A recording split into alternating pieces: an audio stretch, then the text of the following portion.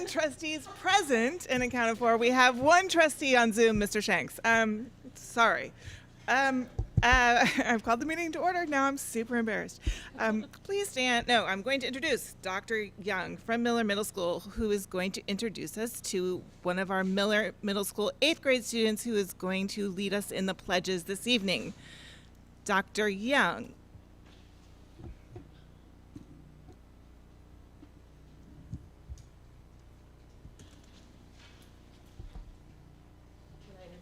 At the podium, please. I'm so sorry. I didn't. So good evening. Good evening. I don't know if it is not on. So this is our 8th grader, Miss Sam Berry. Her mother is the wonderful Miss Jessica Berry. And Sam is historian of NJHS. She is also, she works our front office. She practically does everything around the school. And so we are just honored that she is going to lead us tonight in the pledge. Thank you so much. Ready? Yes. Okay.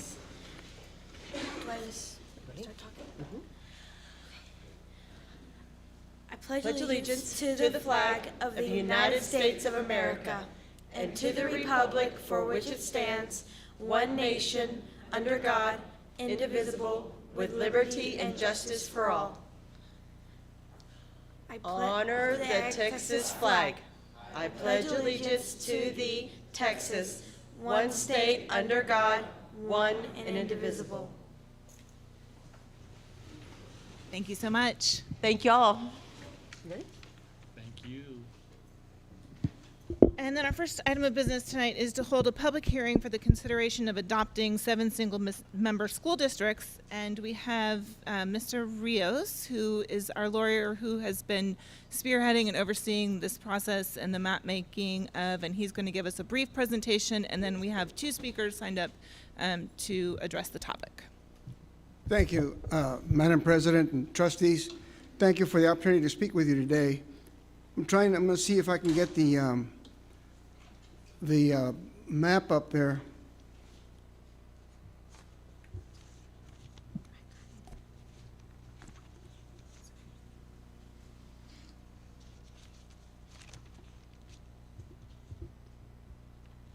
Okay. First, let me say I'm a lawyer that's been specializing and working in civil rights and voting rights for 30 years. And I will tell you briefly that at one time, Texas had all school districts were at large. In 1980, the trend to go to single-member districts started changing with the passage of the new civil rights laws. Now, every school district in Texas is by single-member districts. I was asked to prepare a 7-0 plan, and this is what I have before you.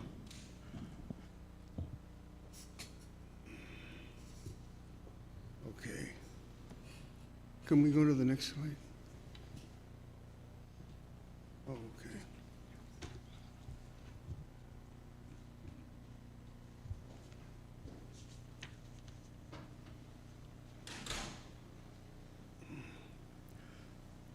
So the board had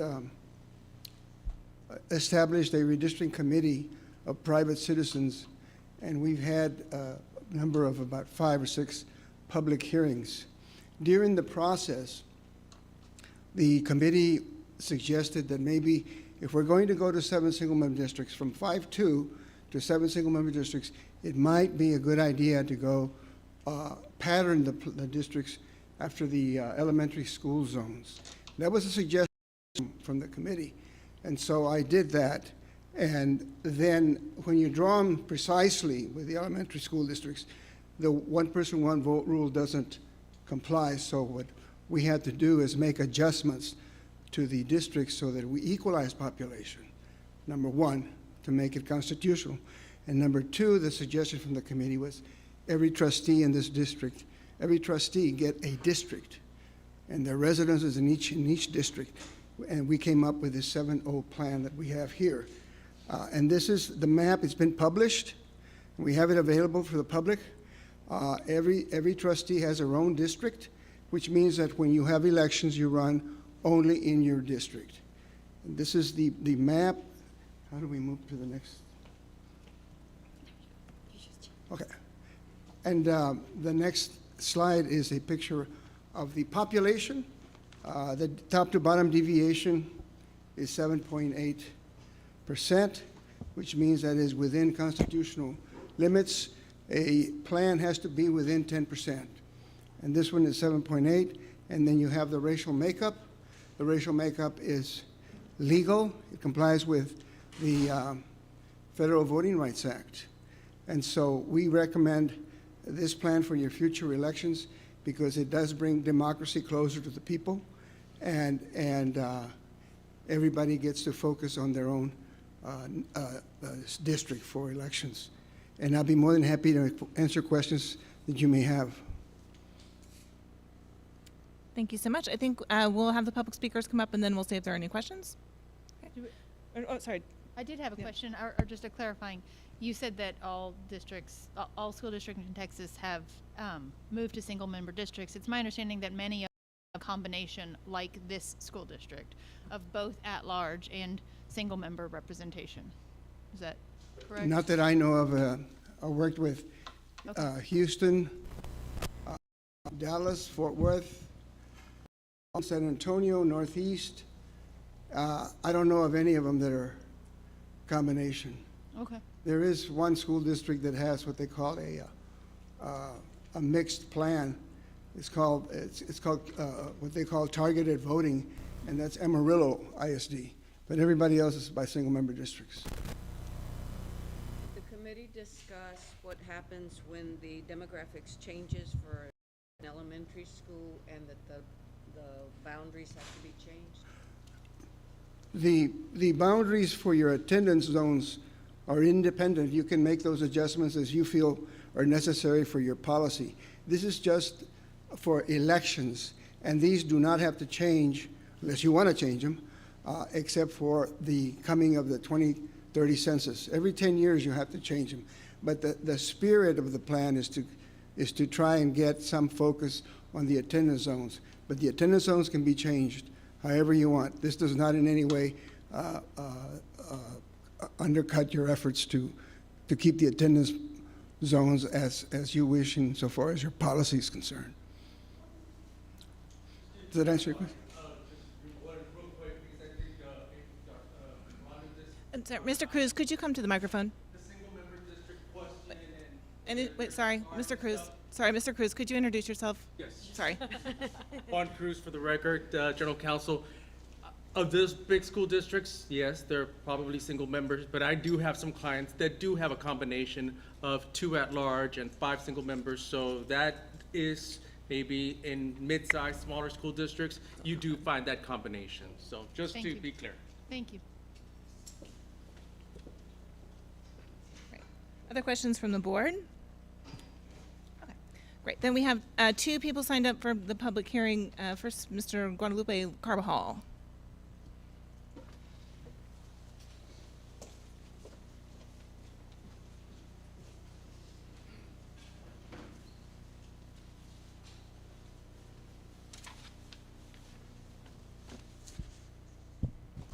Thank you, Superintendent Cardona and school board members. I am here on behalf of the GI Forum, who started this 30 years ago. The reason we asked for single-member districts back then, because San Marcos School District was below state standards. We were below Luling, Lockhart, Seguin, everything around us. It was time for a change, and we needed to do something immediately, and the best thing we could do, or we thought we could do at that time, was to go to single-member districts to change things, because San Marcos is built on education, and there's no reason for our grades to be that low at that time, and there is no reason for our grades to be this low this time. Single-member districts give people an opportunity to go vote for someone that might live in your neighborhood, that's been brought up in your neighborhood, that you know, that you can contact, that you feel comfortable going to a meeting to discuss things with about your child, what's going on at school, changes that you want made. Very simple. We have that for commissioners. We have that for the Board of Education. We have that for our state reps. We have that for U.S. reps. So this has been going on forever. And it works, and it can work here. I also will tell you that now an election, probably, if you got a good contested election, especially at large, it's going to, it takes money, a lot of money, 10, 15, 20,000, if two good candidates get on it.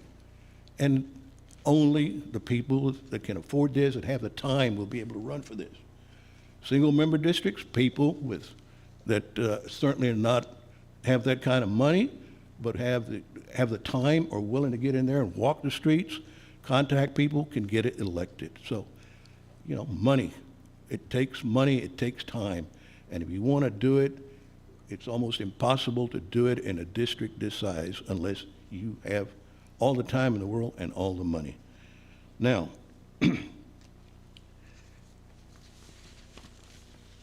we as a GI Forum certainly appreciate the fact that the committee came up with the information that they did and what they recommend that you do.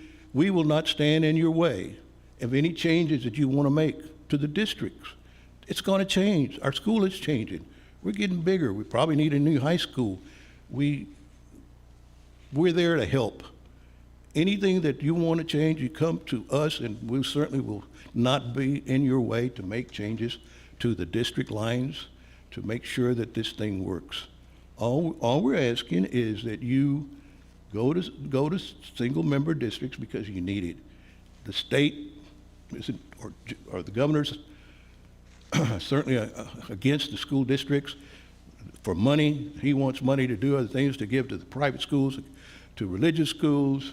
You got a problem with the drugs. You've got security that you got to provide for the schools. You've got communities here in San Marcos that are rich property, but they don't have any kids. You got all these problems you got to deal with. And the way to deal with them is people that can go into a neighborhood and discuss these problems and see what they want, see what they need, tell them what the school district needs to make changes. So we ask, and we will work with you to make these changes to 7-0. Thank you. Thank you very much. And our second speaker on the subject is Mr. John McLaughlin.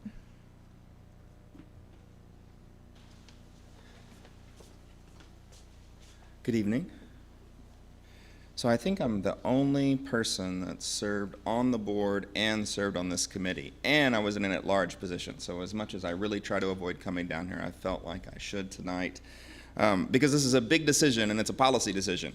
This board has never voted to go to 7 single-member districts. There was an attempt, I don't know, about a year and a half ago, and it fell short, and that resulted in this committee being created.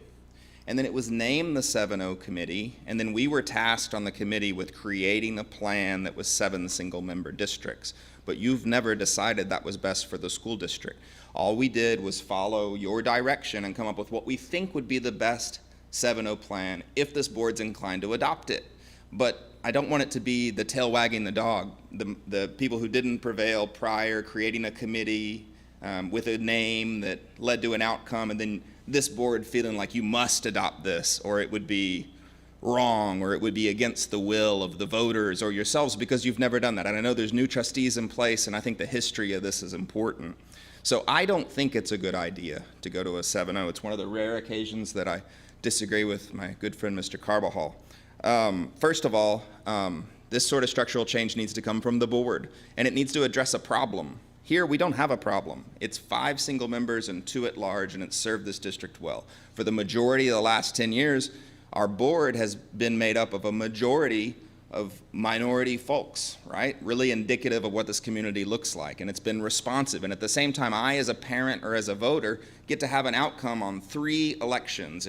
If we need to make rapid change in the board, like sort of kind of what happened when me and Ms. Halsey came on. We changed 3 seats in 1 election, and that changed the direction of the board and in turn the direction of the district, and led to a lot of stuff that happened positively after that. And that was because of maybe some brewing discontent in the community that was very quickly able to make change. And if you have 7 single-member districts, that won't be as possible. That it'll take time. First, they're all staggered. Second, historically, our single-member districts have had very low voter turnout because if you can only vote for 1, whereas now you can vote for 3. And 2 of the present single-member board members were elected without opposition, and that's not what we want. We want contested races with ideas and people drawn into the system. Whether they win or not, they're more interested, they learn more, they're more engaged. So I think the present system works better and is completely legal. Mr. Rios would tell you that too. Whether an election map is legal or not is much like being pregnant. It either is or it isn't, right? Obviously, Ms. Halsey said all of you are, so congratulations. But you can't be more pregnant, just like you can't be more legal. Our present system is legal. It's within these adopted guidelines. And Mr. Rios made a policy statement that our committee wants you to adopt this. That wasn't our charge. Our charge was just to come up with a map, right? And so now it's your decision, and I encourage you to take it seriously. One other point. I served as an at-large member. The second time I ran for election, I spent $800. It wasn't something that cost tens of thousands of dollars. And at the same time, I walked neighborhoods, I met folks. That's not unique to just the single members. That can be done by the at-large. And it gives every parent in this community and every member of this community a bigger say in who represents them. So I encourage you to keep the present 5-2 setup. Thank you. Thank you very much. And then at this time, we will move into the, so just to follow up on that so that people know what happens next. So we've had the public forum on this subject this evening and the presentation, and then next month we will bring it to a vote. So thank you. The public forum now, we have one person signed up to speak in the public forum, Mr. Bill Wyatt.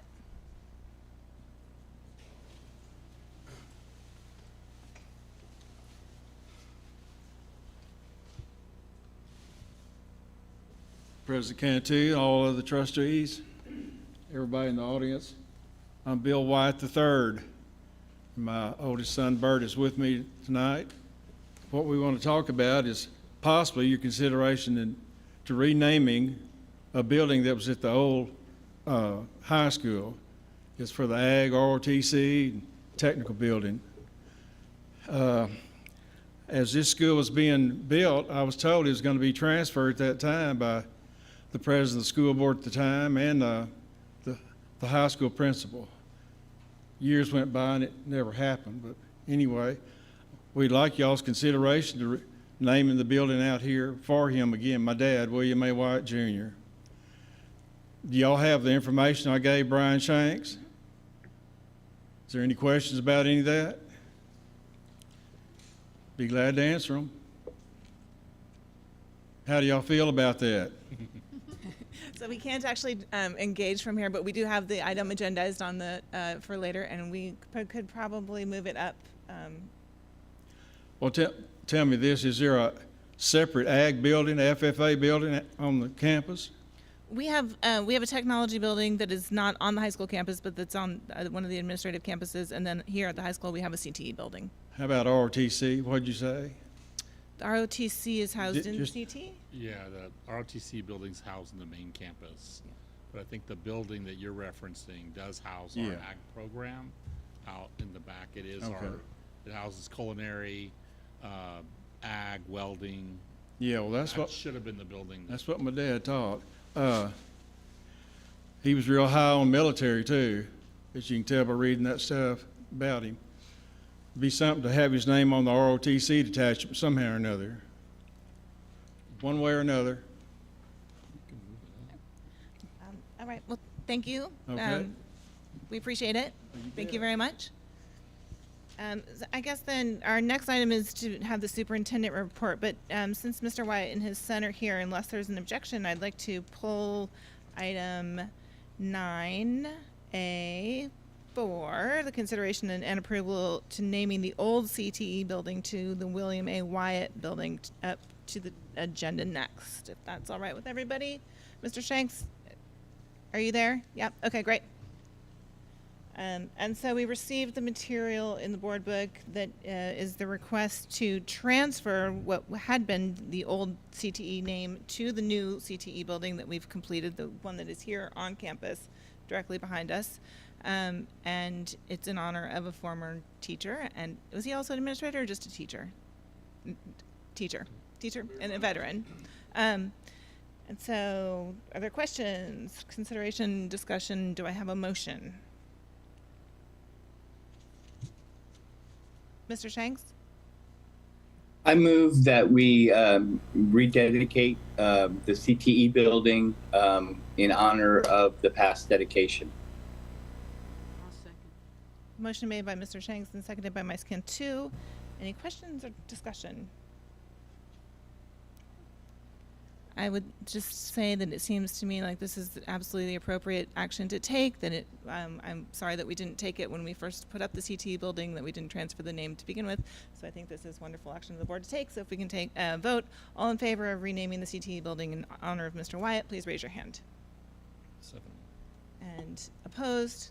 The motion carries 7-0. So we will get that scheduled ASAP and have a ceremony to rededicate it and certainly invite the family.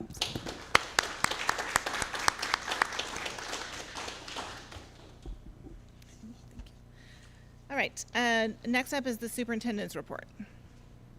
If y'all don't want to wait the rest of the board meeting, you're free to go right now if you'd like. We'll reach out to y'all, and Mr. Fernandez will get with you so we can do it right. Yes, sir. Thank you very much. We appreciate y'all's patience. All right. Lots of good stuff happening. We just had Veterans Day, so if you're a veteran, you want to stand up. Anybody? We know Mr. Wyatt was a big proponent. Mr. Duvall. Any other veterans? He's over there. Well, we appreciate all our veterans. We appreciate the work that our students did this past weekend representing our community. Our fine arts has been in full swing. Our athletics have been in full swing. But this past weekend, our kids were still participating. Our campuses, Goodnight, Miller, had wonderful Veterans Day ceremonies. Kids representing us across the nation, singing at football games, representing little old San Marcos High School. So our kids are doing great things. And with that, I wanted to turn it over to Mr. Underwood. Where did he go? There he is, right in front. So we could recognize another fine young student.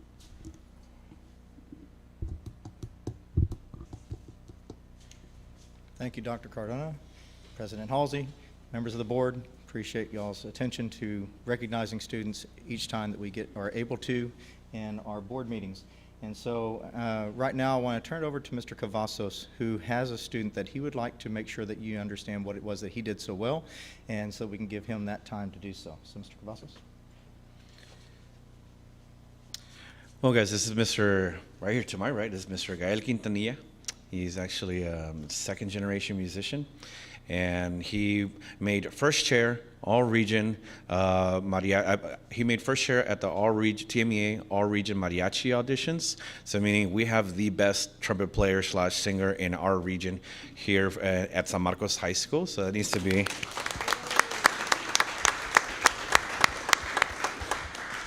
And so he qualified to be a member of the group. And here in about, let me see, what was it, December the 7th, 8th? The Region Mariachi will be performing here at San Marcos High School Auditorium. The best young mariachi students will be here performing, attending clinics, workshops by Dr. Richard Carranza from everyone. He knows who Dr. Carranza is. I think you guys do. So again, Gael will be participating in that, and he's doing a great job. And this is a very deliberate decision, because he's already made the choice that he is going to be a music educator. So he's working and getting things done so that he can get into a great school of music and go on to continue to do what we do, teach. So that's awesome. I think that should absolutely be recognized.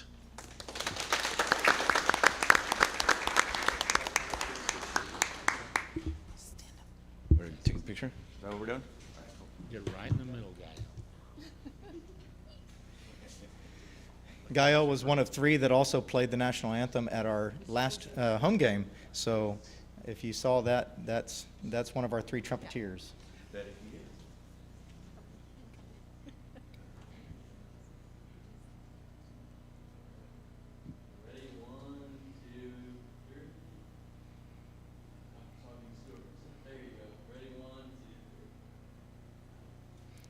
Thank you. All right, congratulations. Great work. If you want to see the whole group perform soon, this Friday on the 17th down at the downtown lighting ceremony, that takes place this Friday, the 17th, and we will have performers taking place there between 4:30 and 7:30. They will be one of our final closing acts 6:45? at about 6:45 that evening down at the downtown square. Oh, and one wonderful positive about the way our program is growing, we just acquired a new set of trajes because the old ones they're a little bit older, but they still look good. But there's now about 40 students in the mariachi program. We're starting to build middle school feeders. It's happening. And go check out their new trajes. They look really good.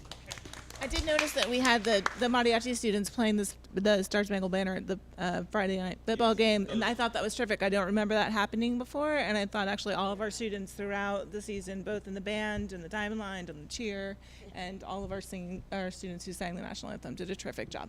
So Thank you. Thank you, Mr. Cavazos. Thank you, guys. All right. Gael is one of the many students who are doing great work. We also have our second cohort of early college students that are working hard, and you know, we had predicted a certain number, but right now, halfway through, that number is actually up from what we predicted. So hopefully at graduation time, it'll be about 40 students graduating with their associate's degree, not the 15 first year. So I think that's good. We just have to keep them on track. No senioritis, and everything else is working. Our campuses are working really hard on attendance, on keeping kids in school, and we appreciate all of our staff members. We know next week everybody has earned the right to rest. They have worked really hard. We started 3 weeks earlier, and so just disconnect, get off social media, Susan, and have a great week to all the staff who have worked really hard. And with that, I'll turn it over to you. I think I'm sending it back to you, though, because we're going to go into a report, our academic update. Mr. Sanders? No. Yeah, Okay. ready to Okay. go.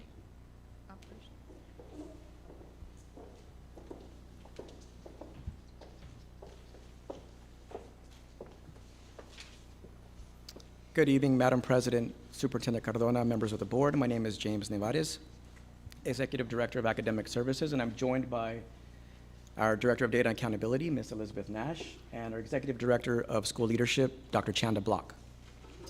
The data or the information that we're presenting tonight will help paint a picture of the current impact, challenges, and the potential for meaningful change we're hoping for here in San Marcos CISD. An understanding of this data will provide the board an insight into our priorities and how those priorities manifest themselves in the student learning experience. By the end of this presentation, you should be able to draw a connection between our priorities that we've outlined a little bit later in this presentation and the first two core commitments, student performance and academic rigor. Ms. Nash will guide the board on how to read the Moat-Casey data report found in your packet, and will also spend the majority of the time on the 2023 STAR QA1 data comparison to show growth. Before we dig into the meat of the discussion, I want to orient you all to some acronyms that you should see either on paper or within our presentation. You'll see RLA, Reading and Language Arts. You'll see SLA, Spanish Language Arts. PLC, Professional Learning Communities.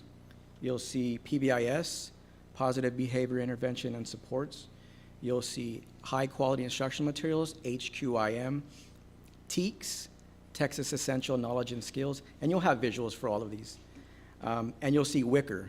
WICR is an AVID strategy. That acronym stands for Writing, Inquiry, Collaboration, Organization, and Reading. Now I'm going to hand it over to Ms. Nash to dive into the data portion of this presentation. Thank you, Mr. Nevarez. The first thing in the board you'll see is the Moat-Casey reports. There's only one slide being projected right now, but in your board books on pages 43 through 54, you actually have a breakdown by campus by grade level for all of the grades where growth is possible. So it starts with our fourth graders and up. But just to make sure we're all aware of how to understand and use this data, I'm going to walk you all through it. I don't think we've shown you this report in many, many years, so for a lot of you, this is your first time seeing this. But it is very similar to the growth templates we've seen before. Going down vertically, you have the STAR performance from 2022. And then going across horizontally, you have the STAR from 2023 when these students were fourth graders. So you have 2 years of historical growth on where our students have been, and this is going to lead into where they are currently. So if we look across this, you'll see that it is broken down with the low and the approaches are broken down to low, or sorry, the did not meet and the approaches are broken down into the low versus high across both years. So if we want to look at this together, if you look at the first row going across horizontally for third grade in 2022, at low did not meets, it was 19% of those students for a total of 87 actual students. Well, those 87 students as fourth graders, I'm still just moving across horizontally, 44 of them continue to stay at low did not meet as fourth graders. 24 of them moved up one performance level to did not meet high approaches. They still didn't pass the STAR test, but they did show growth, and that is a positive. 15 students moved all the way to approaches grade level at the low performance level, and then 4 students are at the approaches grade level high. So of those 87 students, 49% of them showed growth, and 51% stayed at that low did not meet grade level. Another thing to point out is you'll see these bold boxes going down diagonally. The students in those bold boxes have maintained the same performance level 2 years in a row, moving up to a higher level of expectations and standards. The students that are above those gold or above the bold boxes, those are students who have increased their academic performance. Those are the wins, those are the celebrations, those are the things we need to make sure, what are those kids doing, what are those teachers doing, how do we replicate that further? Whereas the students below those bold boxes, those are our students who have moved backwards. They're not showing the growth that they need to. Maybe they had interventions in the previous year, then they performed well, and the interventions were taken away, and now the student didn't perform as well. So these are the students we need to target because they are going backwards, and that's always a concern. We want to ensure that our students are performing at level and always showing growth, regardless of where their start point is. So these are the Moat Casey analysis reports. These are on students that were with the San Marcos School District last year in the spring for assessments, and they had a STAR score from the previous school year as well. So once again, you'll see detailed reports by campus, by grade level in your board books, pages 43 through 54. Our next set of reports are things that you have seen before, and these are based on last year's spring STAR, RLA, to our first quarterly assessment for RLA. And that's what you'll see going down vertically is the STAR. Going across the top is our local assessment. Once again, we're only going to show just a few of these in the interest of time, but in your board books on page 55 through 64, you have these for all grade levels starting fourth grade and up, since those are the grades that do show growth. So reviewing this information, you'll see that we have some cells that are in green, others that are blue, and then others that are red. The students, those numbers that are in green, those are all students who have either maintained that high level of masters or meets, or they have improved from the year before. The students in blue, those are students who maintained that same level, but they didn't quite do enough to show a full year's growth, so those blue tests only count for half a point of growth.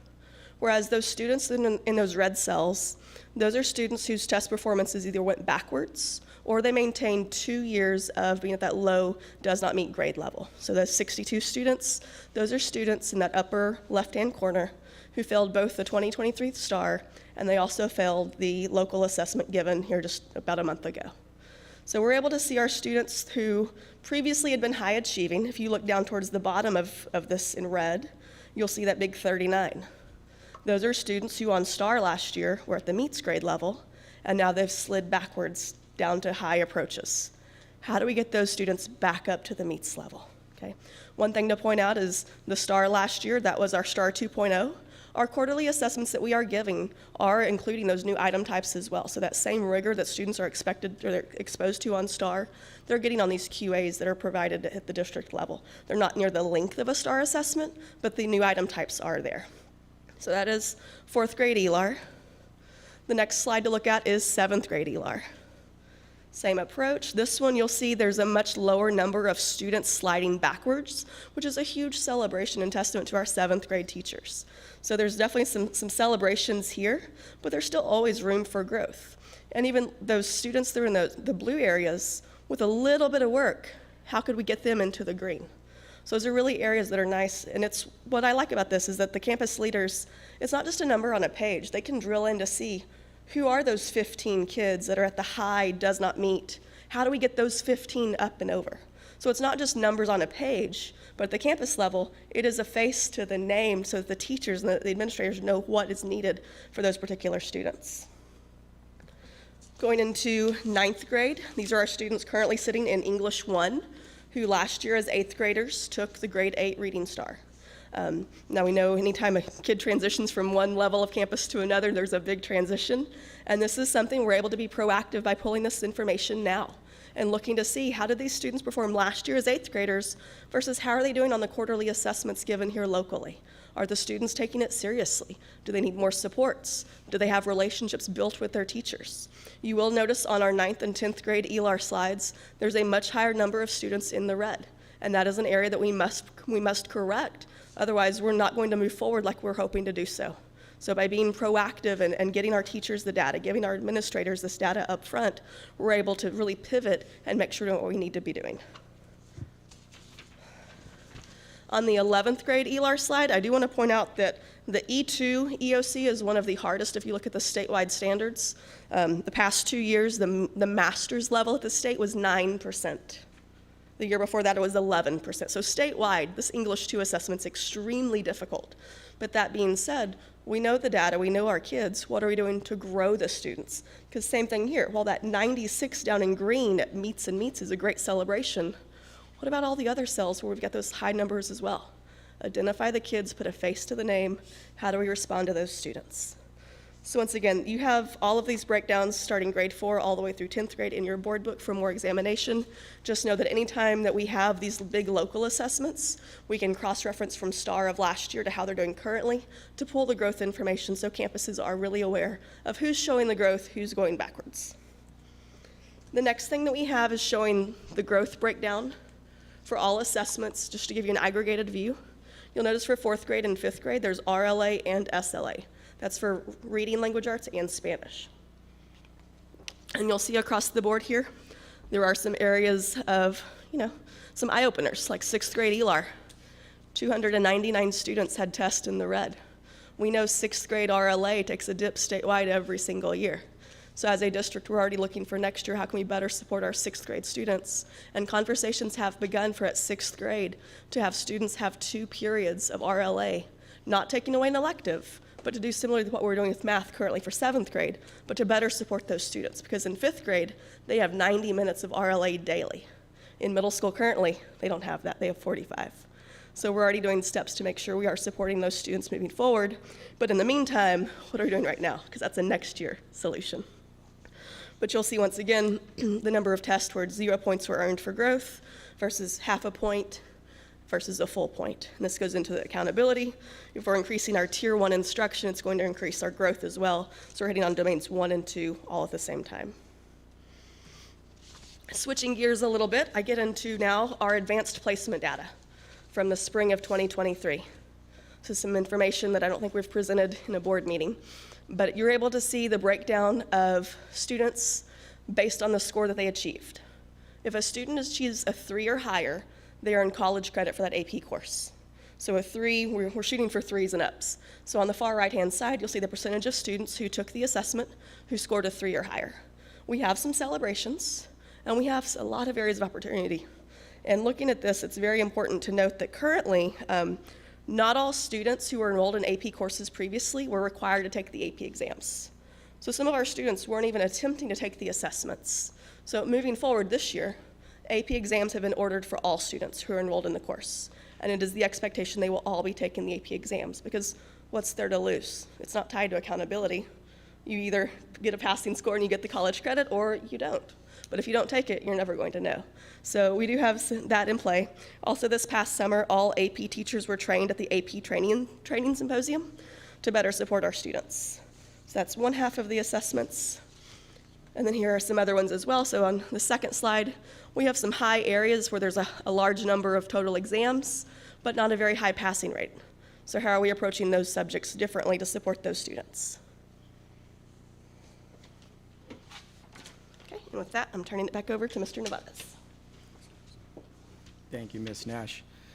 given the data from STAR, EOC, quarterly assessments, and observation and feedback, our areas of focus are here: ratio of teacher talk to student talk, continuity of learning, and cognitive lift. And when we're talking about continuity of learning, we're talking about horizontal and vertical alignment and differentiation of instruction, and then ensuring that we have the right instructional materials in place to yield the learning experience that we're hoping for. Cognitive lift really is making sure that students are doing the thinking in the classroom and that teachers are asking higher order thinking skills or higher order thinking questions.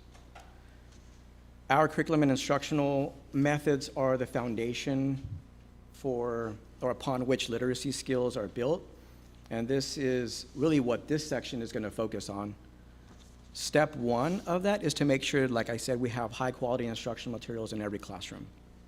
So about a year ago, I did a presentation up here with TNTP, speaking about high quality instructional materials and research-based instructional strategies and how those two things marry together to create an equitable learning environment for our students, offering materials that are deemed high quality.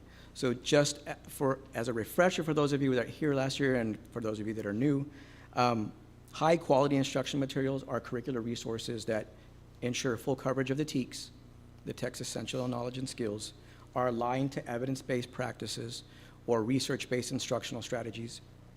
They support all learners, from students with disabilities to emerging bilinguals. They enable frequent assessments that are embedded and aligned to the high quality instruction materials. And most importantly, they offer lesson level content for teachers. So the thought is moving away from teachers having to piece together lesson plans so they focus more on delivery and differentiation at the student level. So the materials that we have in place, pre-K, Frog Street, it's an all-encompassing platform, which includes ELAR, SEL, STEM, math. K-5, Amplify Texas ELAR and Amplify Texas SLAR. This is something that we implemented last year. 6 through E2 is McGraw-Hill Study Sync, and then we added our supplemental resource of IX.A on the screen so you all would see that as well. So Dr. Sanders did a presentation, this is probably not the first time you've seen this, in August, discussing at a high level the priorities that we'll be engaging in for the school year. Also, this was included in our instructional playbook from our June Instructional Leadership Symposium. So what we're going to do today is dive in a little bit deeper into each one of these so you have an idea of how these different priorities manifest themselves in our SMCISD learning experience. Number one, we deemed as instructional keys, and that's really focusing on high yield instructional strategies. So research shows that when a lesson connects multiple high yield instructional strategies, the effect on learning builds tremendously. We've really narrowed that focus to 3 areas: structured conversations, writing across the curriculum, and levels of questioning. And this comes back to ensuring that students are carrying that cognitive load in the classroom.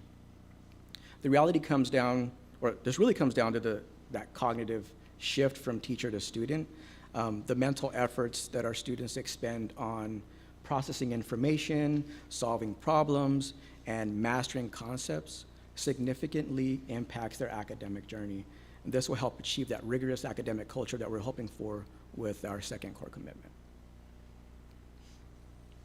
We have rooted our observation and feedback processes, or retooled our observation and feedback processes through systematic observations and structures to implement systematic observations at different levels, focusing on descriptive feedback. We're building a space to help identify solid teaching practices and a space where teachers can reflect on their own practices so they can self-assess. The first 2 major types of observations are one at the district level. We call them academic learning walks. These are really a panoramic lens for us and the Office of Academics to have a comprehensive view of what teaching looks like in the classroom and what the learning environment looks like across the district. This drives trend analysis. This drives macro level data so that when we're looking at professional development, we know exactly what to target, or any changes in instructional keys if they're not yielding what we're hoping for. All that comes from this macro level data. The second are campus walkthroughs. These are done at the campus level by principal, campus instructional specialists, or coaches, assistant principal, and they're really targeted around those instructional keys and PBIS, which we'll talk about a little bit further, to create an environment of continual improvement. That's ensuring that teachers are receiving feedback that they need to improve, as well as the instructional leaders at the campus level. Professional learning communities, there are various models out there and various different flavors. We've really focused our efforts on 3 types of professional learning communities. One is lesson internalization, and that goes back to high quality instructional materials. If we're moving away from lesson plan creation, we want to ensure that teachers have the ability to internalize a lesson and to focus on delivery and differentiation of instruction. Lesson rehearsal is the second. Much like we would not stand up here and give you this presentation unrehearsed, we want to make sure that teachers are going through this lesson rehearsal so that the first time students are not hearing about it, it's the first time teachers delivering it. And then third is data-informed instruction. This is to ensure that a part of that continual service improvement is looking at analyzing data and making changes to instruction and/or curriculum needed, scope and sequence, pacing, in order to ensure that our students are successful. Last but not least, positive behavior intervention supports really is an anchor to support and complement the 3 other areas. Foster a positive and inclusive atmosphere where students feel like they can thrive academically, socially, emotionally, and behaviorally. Over the summer, we adopted Safe and Civil Schools focused PBIS system, which K through 8 is referred to as CHAMPS. That stands for Conversation, Help, Activity, Movement, and Participation, and then Discipline in the Secondary Classroom for grades 9 through 12. Both offer teacher tools the ability to focus on classroom management plans so that they can instruct positive behavior within their classroom, motivating students, and then teaching responsible behavior within the classroom. I'm now going to turn it over to Dr. Block, who will discuss professional development and then what the student learning experience looks like or has looked like over this fall semester. Thank you. So as my colleague mentioned, this summer we really started off the summer with a bang in June with our Instructional Leadership Symposium. We had not only all of the administrators present, but we also had teacher leaders, we had instructional campus coaches, plus aspiring administrators to be present. We had over 100 participants. It was a phenomenal 2 days of instructional learning, but we know that wasn't going to be enough. And so what can we do as an academics department to support our teachers and our leaders so that we can make an impact for students in the classroom, really focused around our 4 key priorities. So as a result of our learning walks that we actually do every week, the Office of Academics with administrators, with our instructional coaches, and also our assistant principal, we've been able to use the data that was just presented to you all, as well as those learning walks and meetings with principals to really figure out our next steps and where we need to best support our campuses. So these are just some of the areas that we have provided additional learning, professional learning for our teachers and also our administrators. First, I'd like to point out having the calendar with our professional learning days built in is amazing for us to have these strategic days to really look at our data and our trends and see where we can best support our campuses. It's time that you often do not get throughout the day. Teachers are tired. They don't want to stay after school or come on a Saturday. So having it strategically built in for us to provide for all of our teachers K-8 or all of our English teachers K-12 is just an opportunity that we often don't have. So those strategic days are so important. So we, last year, TNTP, they came and presented to you all about how they're supporting literacy.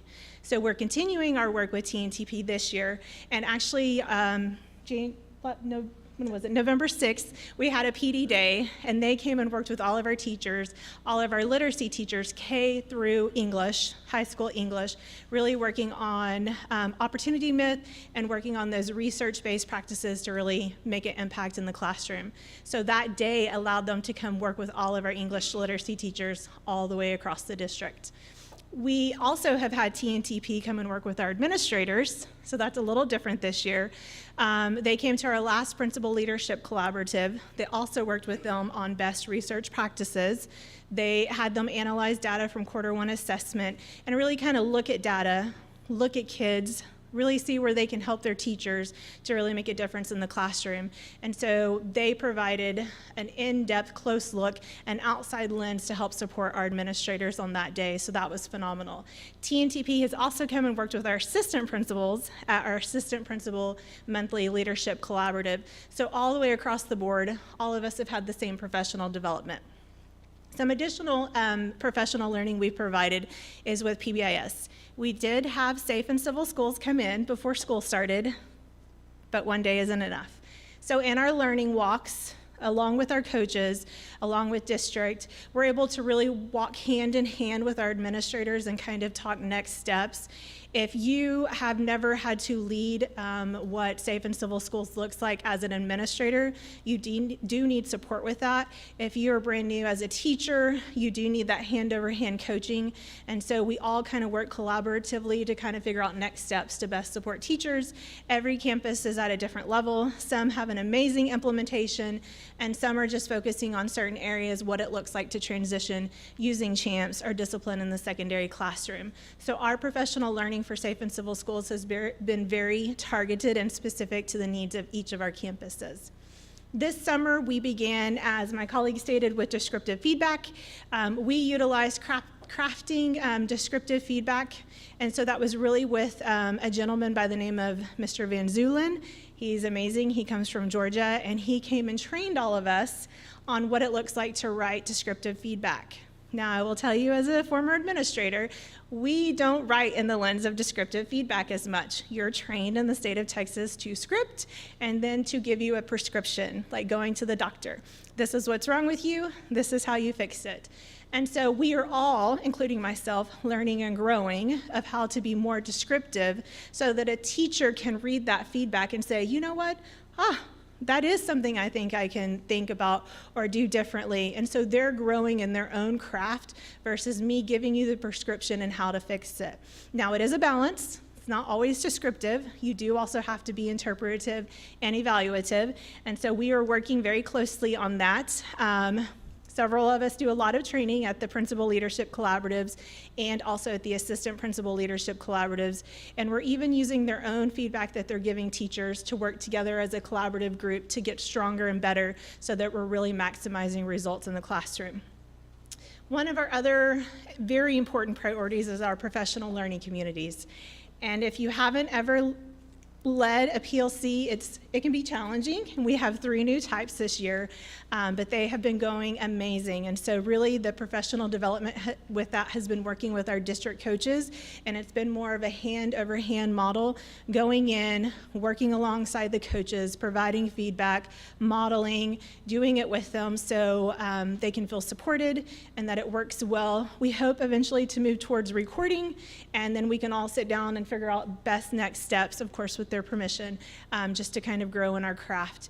And then last but not least, this is something new this year.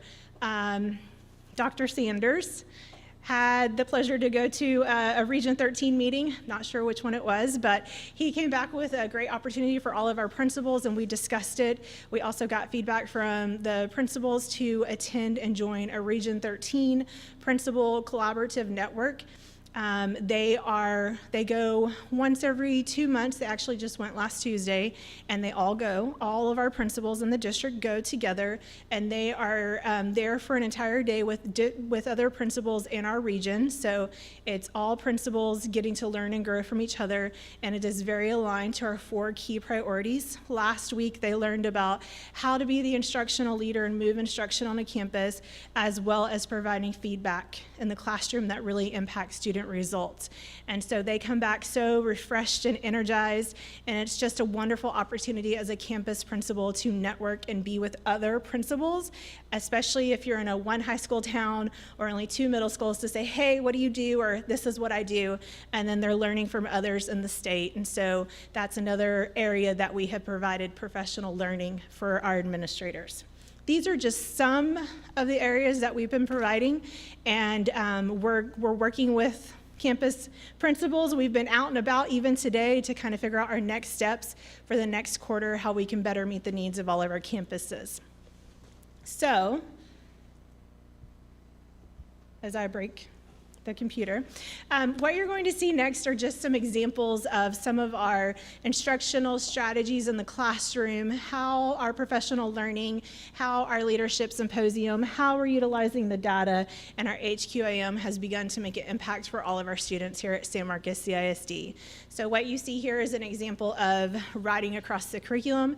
This is the first edition of a newspaper at Mendez. It is in both English and Spanish, and if you've ever produced written work, especially at an elementary level, wow, this is amazing.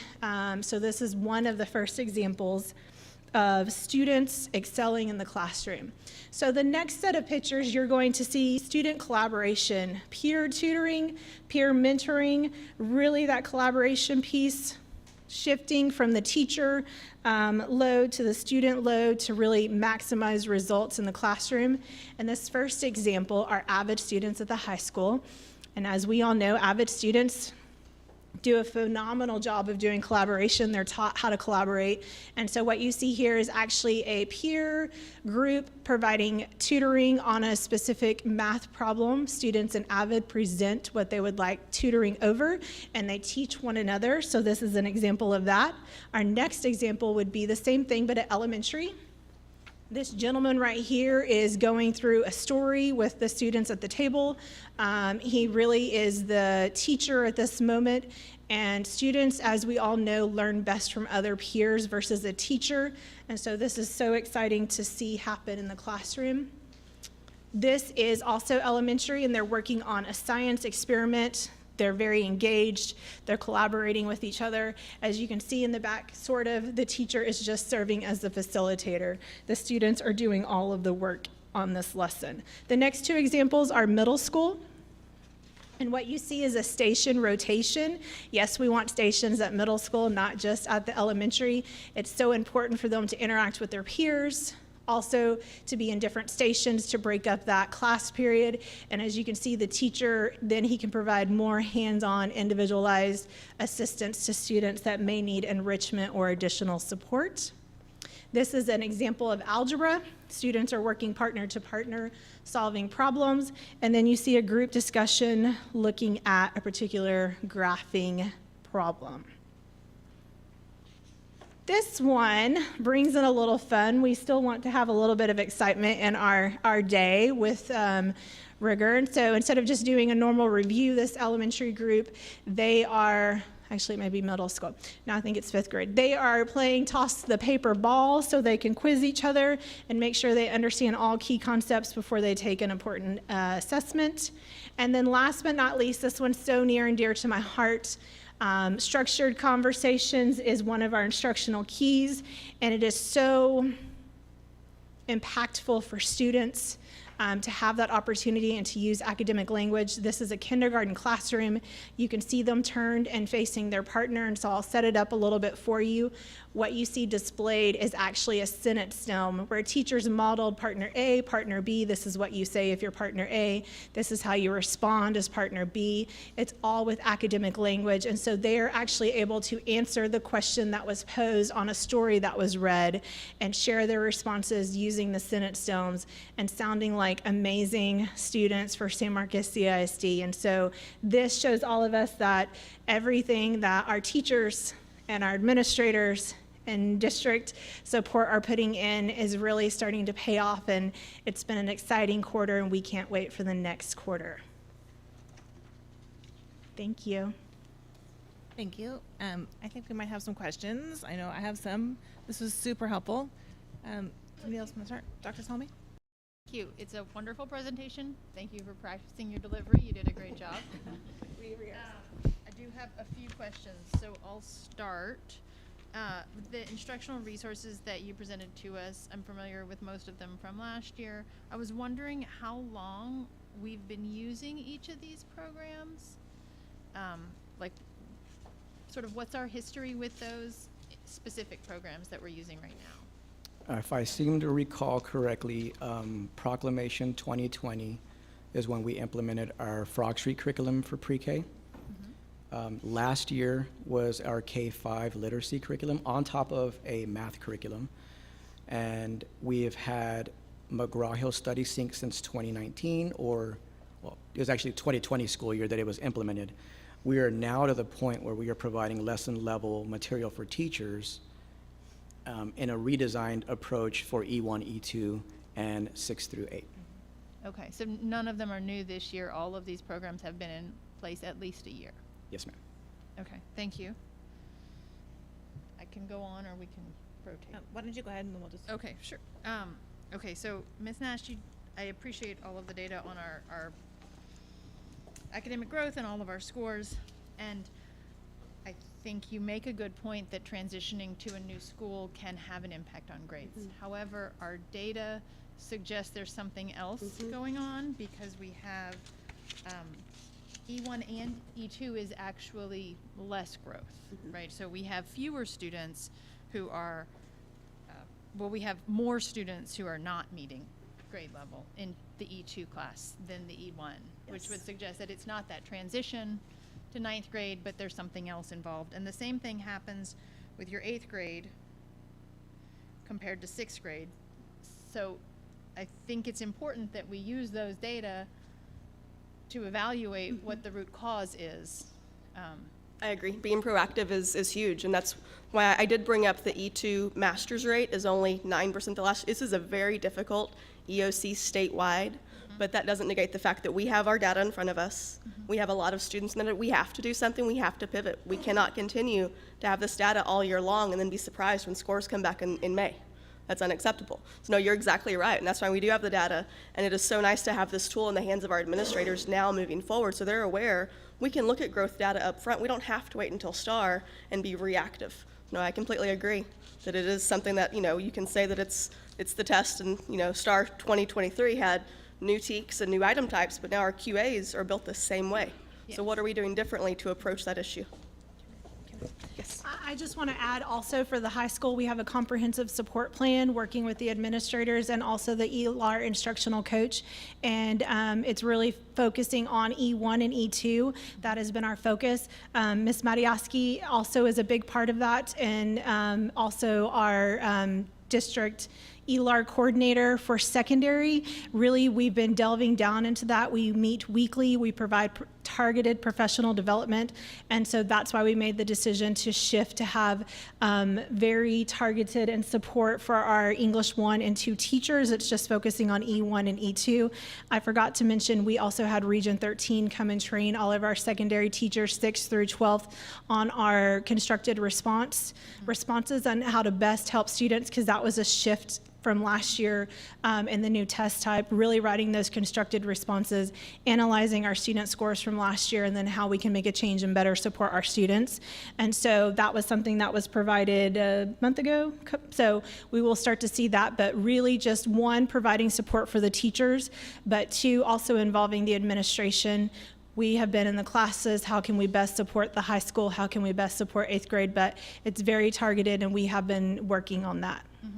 Well, and that's a good segue to my last comment and question, which is that I think it's wonderful that we have these instructional resources and that they've been in place now. None of them are brand new. It sounds like you've got a great handle on professional learning communities and providing structure and support. But I wanted to ask, how does the administration evaluate the effectiveness of those programs with our teachers? If we don't have teacher buy-in on those programs, if we don't have teachers really feeling supported by them, so what is the administration doing to evaluate how effective all of these supports you're giving are for our teachers, and whether or not they feel like these are the kinds of instructional resources that we need to have? I mean, our teachers have education, many of them advanced degrees in their field. So I'm certainly not qualified to tell them how to do that and how to teach, right? That's not my area of expertise. They have their own areas of expertise. And so are we getting feedback from our teachers to say, yes, this is effective, yes, I want to do this? How do we evaluate that as the administration? So during the PLC process, teachers do provide feedback both to their administration and also to district support through their own voice, and then also through the voice of the campus instructional coach. As far as effectiveness, that's why we have moved, it's one of our priorities, the observation and feedback cycle.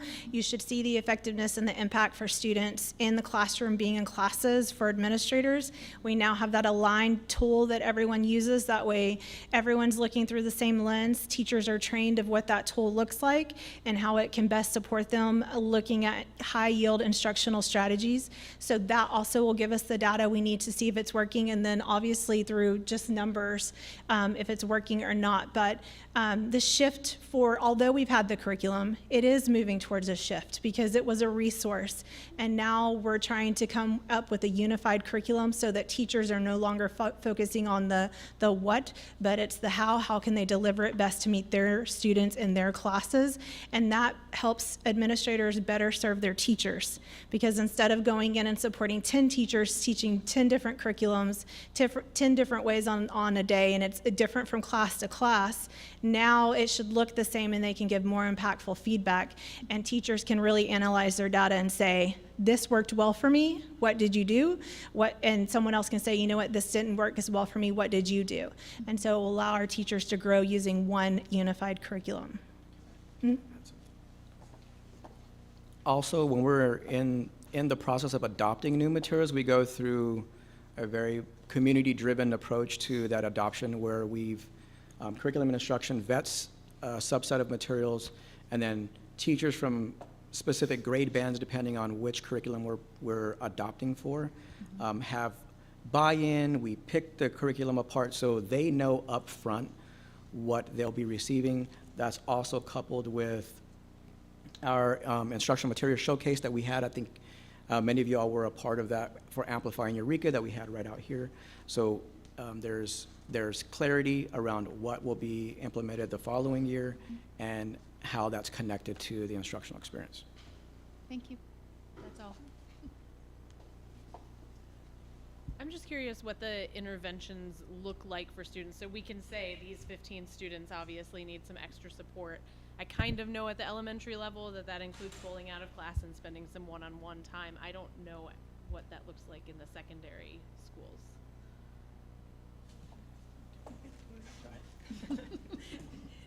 Tag who's it. So it does look different. Our elementaries do offer an intervention enrichment block where they provide not only targeted support for students of need, but also students that need additional enrichment. So it's more individualized. At the secondary level, at middle school, we do offer Rodler enrichment, which is targeted using some of our adaptive software in both reading and math. And so what it does, like he was explaining with reading IXL, they take that baseline, it says where they're at for their own needs. And so it kind of paces them through what they need, what deficits they may have. So it's working individualized, and then working on that teacher small group individualized instruction. At the high school this year, we also did just implement reading IXL and math IXL. Is that it? I have to phone a friend. And so it's the same. So they do have required minutes to really help students depending on what level they're at. And so that's really how it fits in at the high school. Middle school, with the additional 7th grade block in math, provides additional time, and they have the Radler enrichment. The high school does not have that built in, so we are looking at something next year to help support our students both in advancement and also in support as needed.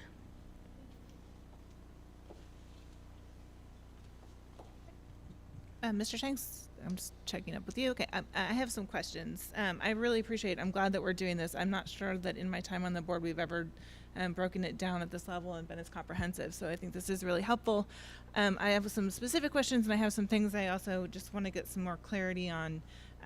One, I was hoping to see pre-K, or their pre-K numbers in our kindergarten readiness, and also where students are testing on our PSAT, SAT, and ACT, because I know we talk a lot about changes in the STAR test and the TEKS and aligning things with the TEKS, but those are nationally normed tests, and so I think it's important for us also to be looking at how our students are performing on those, because those are often things that we can use more consistently, apples to apples. So I would like to see that at a later point. But can we go back to the Moat Casey slide, because I really appreciate the information on that. I did not understand how to read that in the Word book. And I want to make sure that I am understanding it now. So what that is showing us is the students who were here last year in grade 3, who are still here in grade 4, in all of our elementary schools, correct? It's all third. Yes, the previous slide third that you graders who are now have, fourth that was part of graders. the presentation, those were our 4th graders last year in the spring. And then in your board book on the pages 43 Right, through the 54. breakdowns, but that first. That's Yes. all. That's all. Correct, that's all it is, okay. and that's a district total, whereas the other ones are broken down by campus, by grade Okay, level. so that's super helpful to see. I think that makes a lot of sense, and it makes a clear picture. When we go in then to the next ones with the 4th grade, I don't really understand looking at this, and I'm sure it's me, but I'm not really sure where to track a student here. So this is, again, all 4th graders who were here last year and this year? These are all of our current 4th graders, and then anyone who had a star score last year. So any of our students, because we have a lot that come in every year, I'm able to go out into our data system and pull in their star scores, even if they didn't test with us. But the previous slide, they had to have tested with us both Correct, times. yes. Okay. The previous slide, the Moat Casey reports, those These are are all only 4th graders that would have a score from last year and a score. and a 3rd grade score. And yes, a ma'am. 3rd grade score. And so if they have a 3rd grade score, and now this is showing where they're tracking on the map test, is that right? No, this is star to star. This is star 2022 on the left-hand side, going down vertically. Okay, so To it's star the same 2023. cohort. It's the 3rd graders last year who've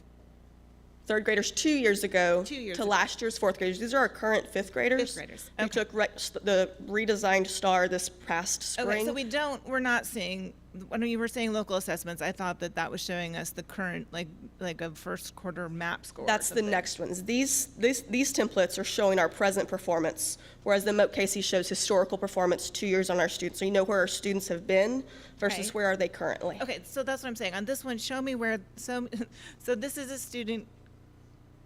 So right here, these are 62 students who, as 3rd graders, were at low, does not meet. Oh, and my computer just died. There we go. And then this year on the quarterly assessment number 1, we're still at low, does not meet grade level. So these are students that have not shown any growth between the 2 assessments given. Whereas these 19 students on STAR 2023 in the spring as 3rd graders, they were at low, does not meet. But now in the QA, they're at high. So while they're still not passing, they are showing some growth. So that is a positive, that's a celebration.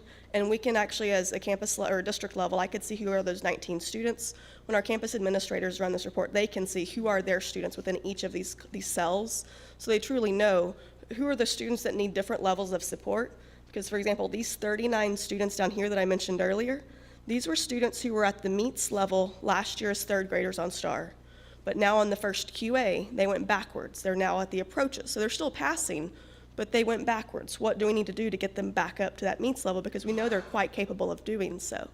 So it's really taking this whole chart and applying, different thinking to different levels of students based on their historical information and where they're sitting currently. And that's what's helpful about this, because we know who our celebrations are, we know who our wins are, and we know our students that need some supports, whether it's our high-achieving students who just had a bad day or didn't take it seriously, versus it's our high-achieving students who are struggling now with a new level of TEKS and level of rigor at the new grade level.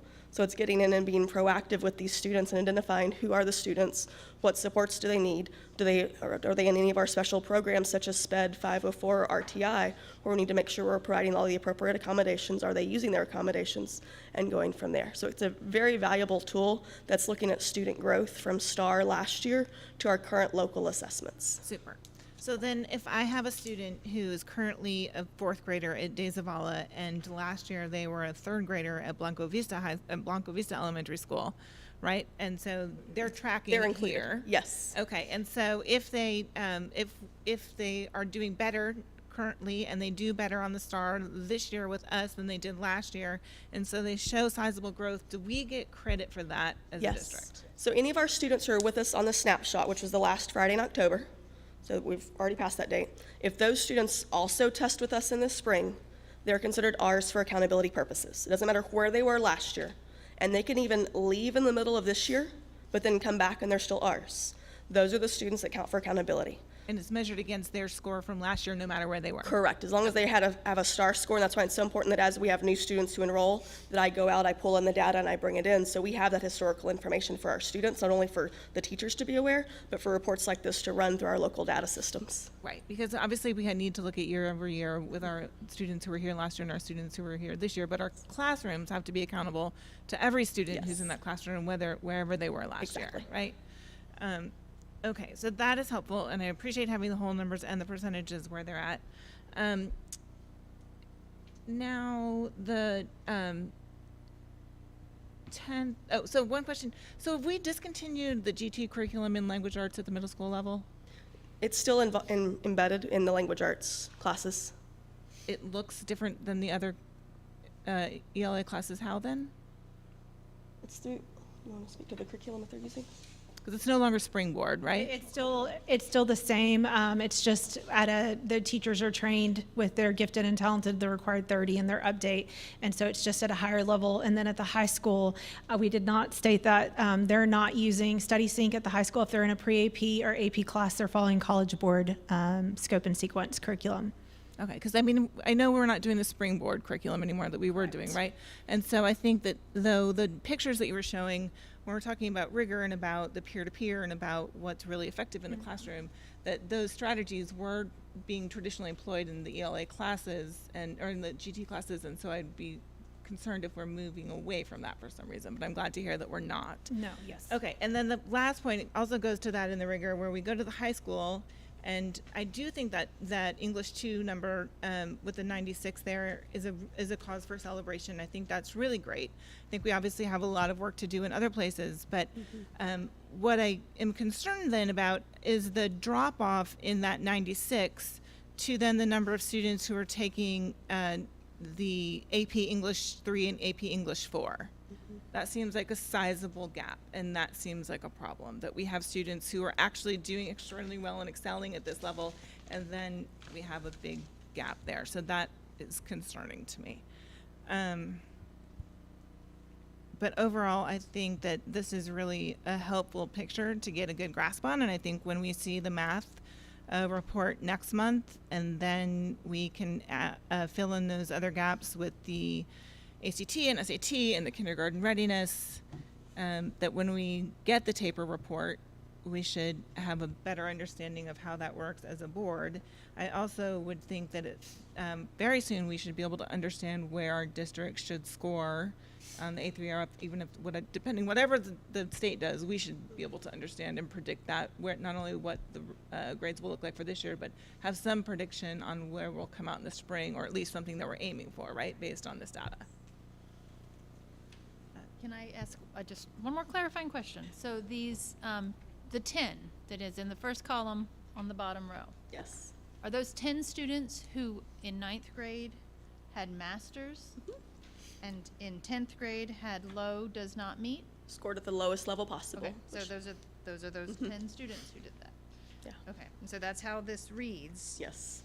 So there's some clear indications of things that need to be evaluated. Yes. Students in 9th grade who scored. Correct. Those 10 masters students and as now are 9th graders scoring. on the STAR redesign scored a master's level on English 1, so they're clearly capable of performing well. What happened?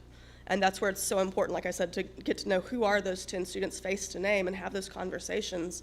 And once the students know that the teachers are paying attention at that level, things are going to shift because that relationship is there. But if our teachers aren't bringing up the historical information and what they know the student's capable of doing, is the student just trying to skate by? Was it a bad testing? There's so many different variables that go into this.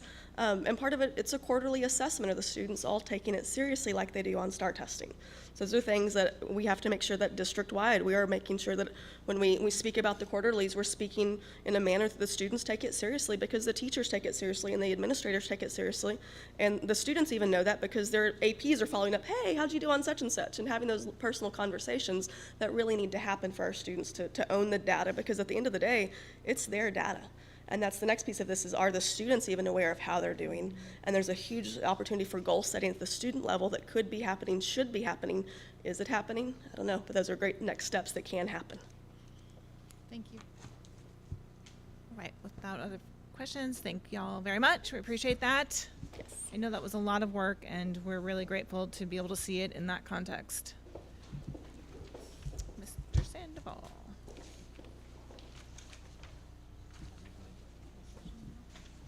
We're going into the construction. Bernie's not.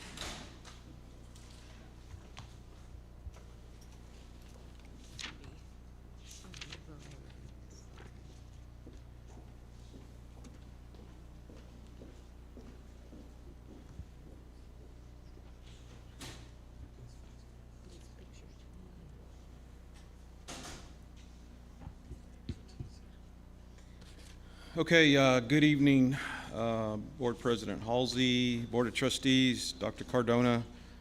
Tonight's operations update is going to be centered around the 2023 bond. Throughout the process of the 2023 bond, we're going to have several check-ins on the different projects, and this is one of them.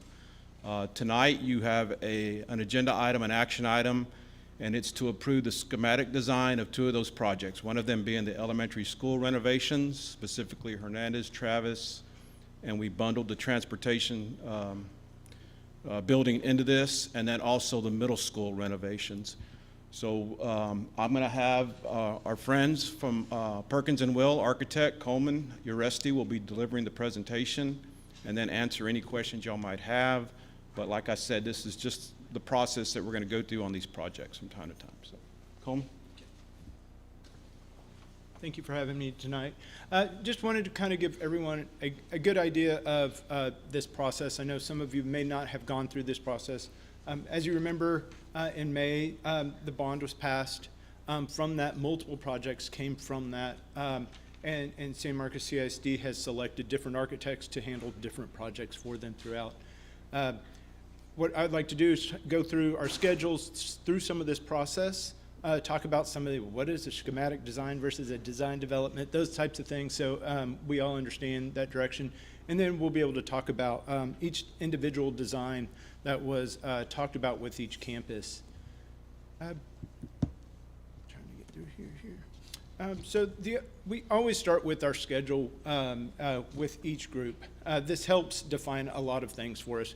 It helps school district understand when we're going to start construction, because on most of these campuses we have kiddos there. So we need to understand when we're starting, when it's finishing. Do we have to start to phase projects if you know it goes over 2 years? Like, where do we need to go? So we always have these discussions with the on-campus administrators so they can start to think about how they're the safety of their students, their teachers on campus. And in this case, we started back in November with our schematic design.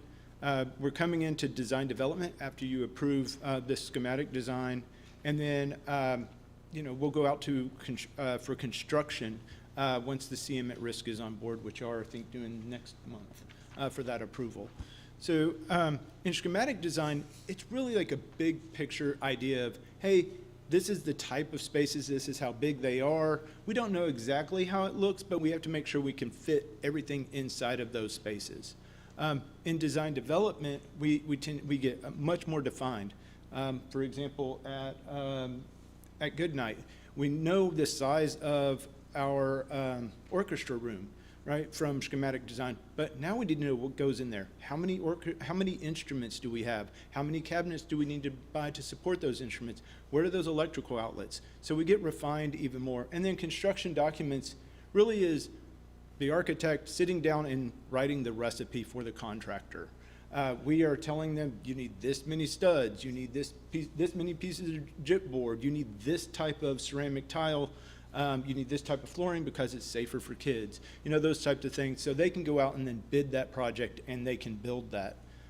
As the architect, we'll be there to make sure they're following that recipe exactly, making sure of what the taxpayers are paying for is being put in there the way it should be. So that kind of gives you an overall idea of how this works. And for example, for Hernandez here, We believe, and we need to talk to our CM at Risk, that we can get most of this work, or almost all of it, done over the summer of this year. They may need to start in May and mobilize and get some of those things out there, but believe that this can be done over the summer. The same with the work at Travis, which is really adding some secured doors to the administration. And then at transportation, we're replacing 5 air conditioning units. You know, the R22 word we've been using. So we're going to be able to replace those at that campus, hopefully over the summer when we have not as many people there. I'll start with Hernandez. The bond description and the money that was funded was to renovate the existing administration suite. They had some safety concerns about the front, being able to see directly out. They want to be able to see who's coming into the building before they get to the doors. So we had to start to really take a look at what's the best way to do that. In addition to that, we wanted to make sure that we have equity across all campuses. We want to make sure they have the same amount of administrative spaces for the number of kids that they have over at Rodriguez. So we're just making sure that we're approaching or seeing that their office spaces can meet.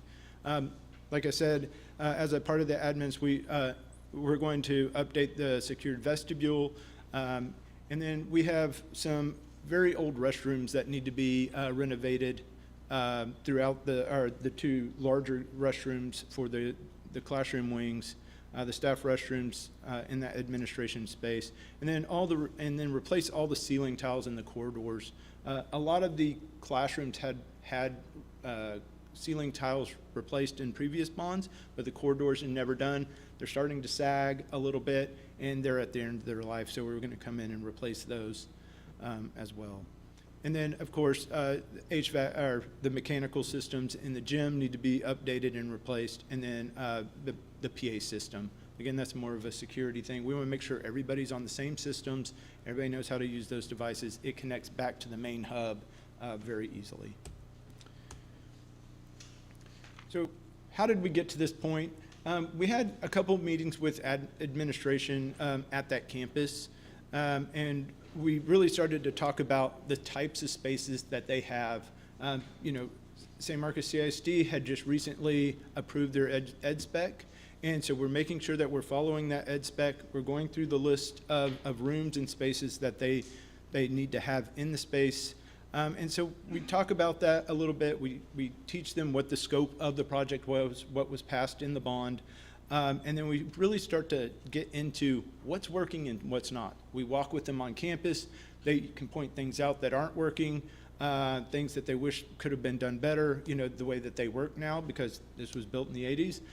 So there are different ways of working now. From that, we go back to our office and we throw sheets of paper up in the air and draw furiously and come up with some options.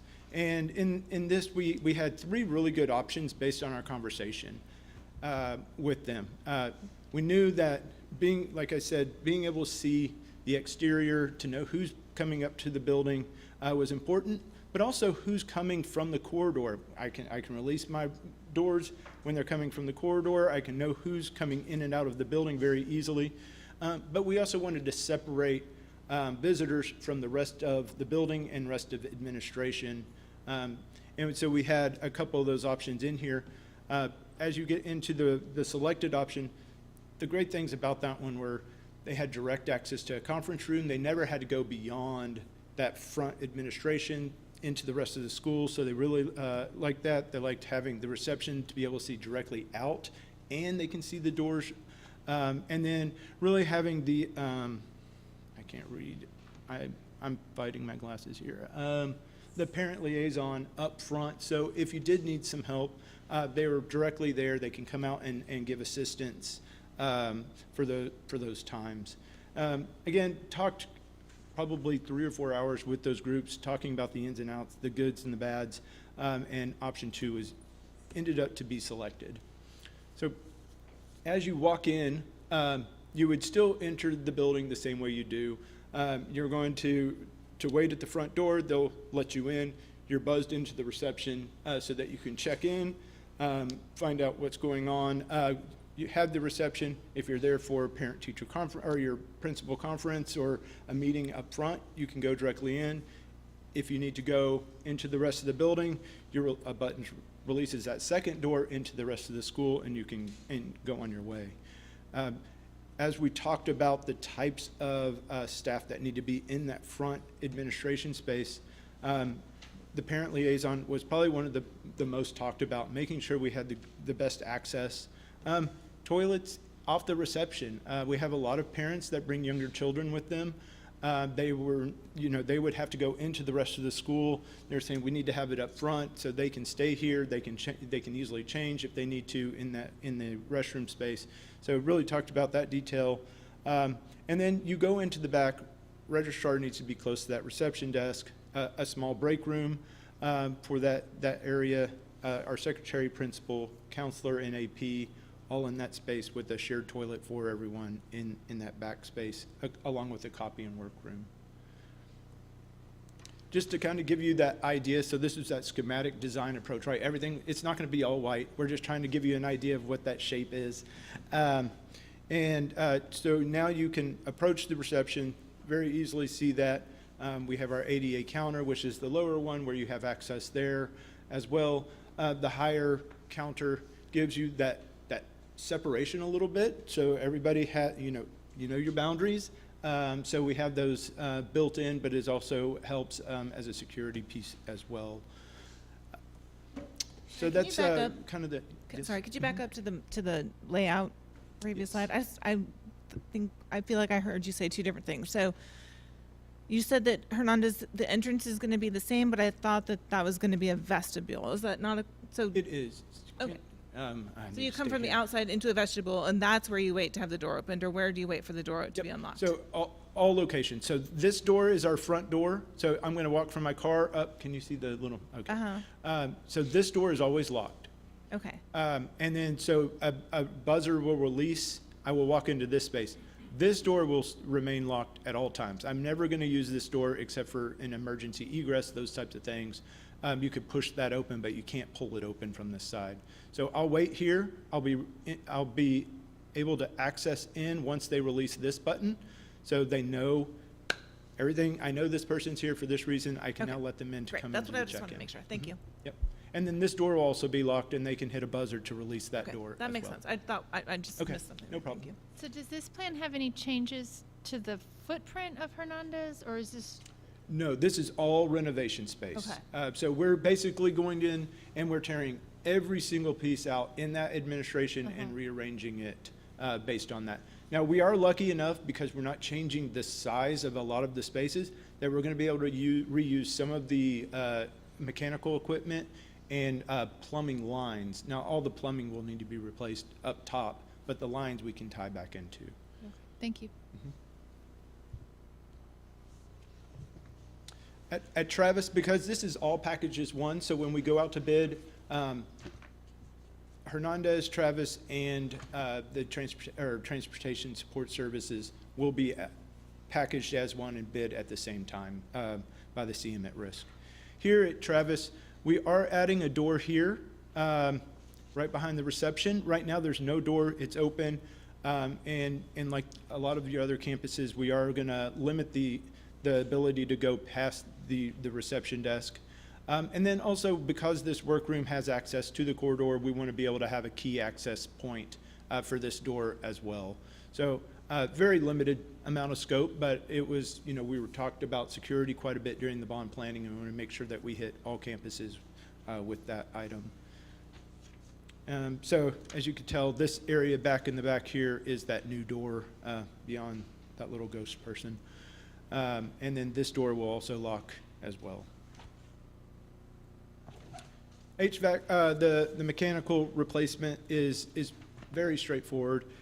You have the three, as you pull up to the building, there's those three outdoor units that will need to be replaced, along with the two on the backside, on the bus parking side, that will be replaced. And then, of course, you'll have the refrigerant, you'll have those lines that will need to be reattached and refilled and those types of things. But the main thing here is these outdoor compressor units, and then the indoor motor fans, the fans that blow the air once it's it's cooled will all be replaced.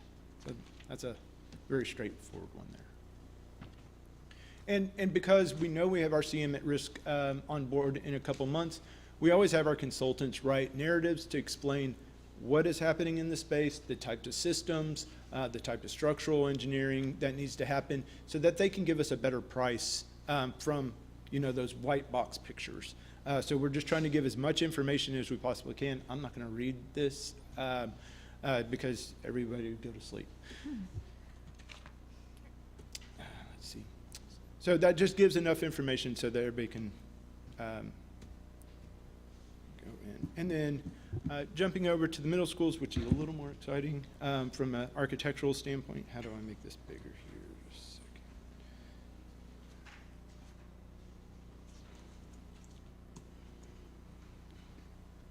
Sorry.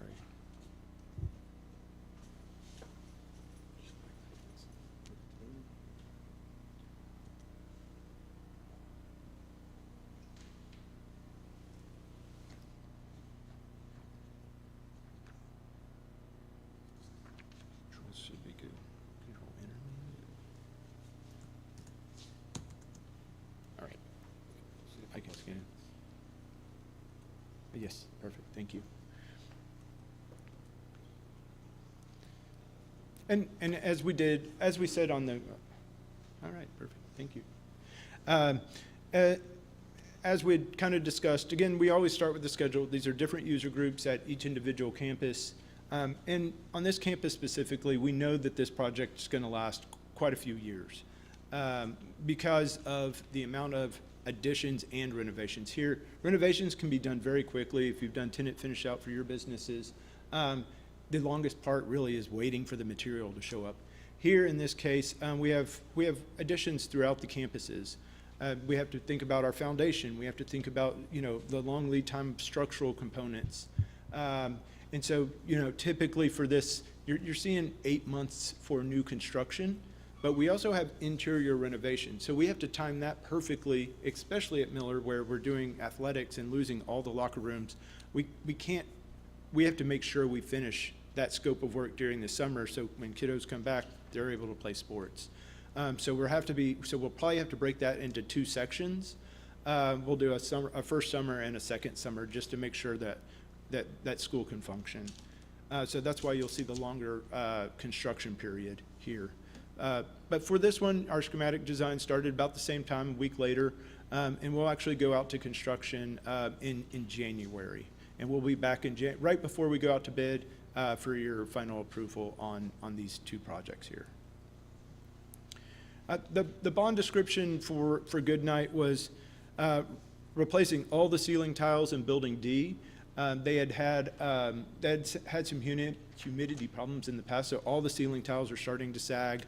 In the last bond, a lot of the flooring and those types of things had looked at, and so we needed to realize that VCT is at the end of its life, and they also need to be replaced in that building. Replacing the theater stage hardwood floor, replacing some power panels that are not currently compliant. They're working right now, but if we have the opportunity to bring them up to code, we want to bring them up now. And then replacing some doors that are no longer needed. They're in our special ed wing.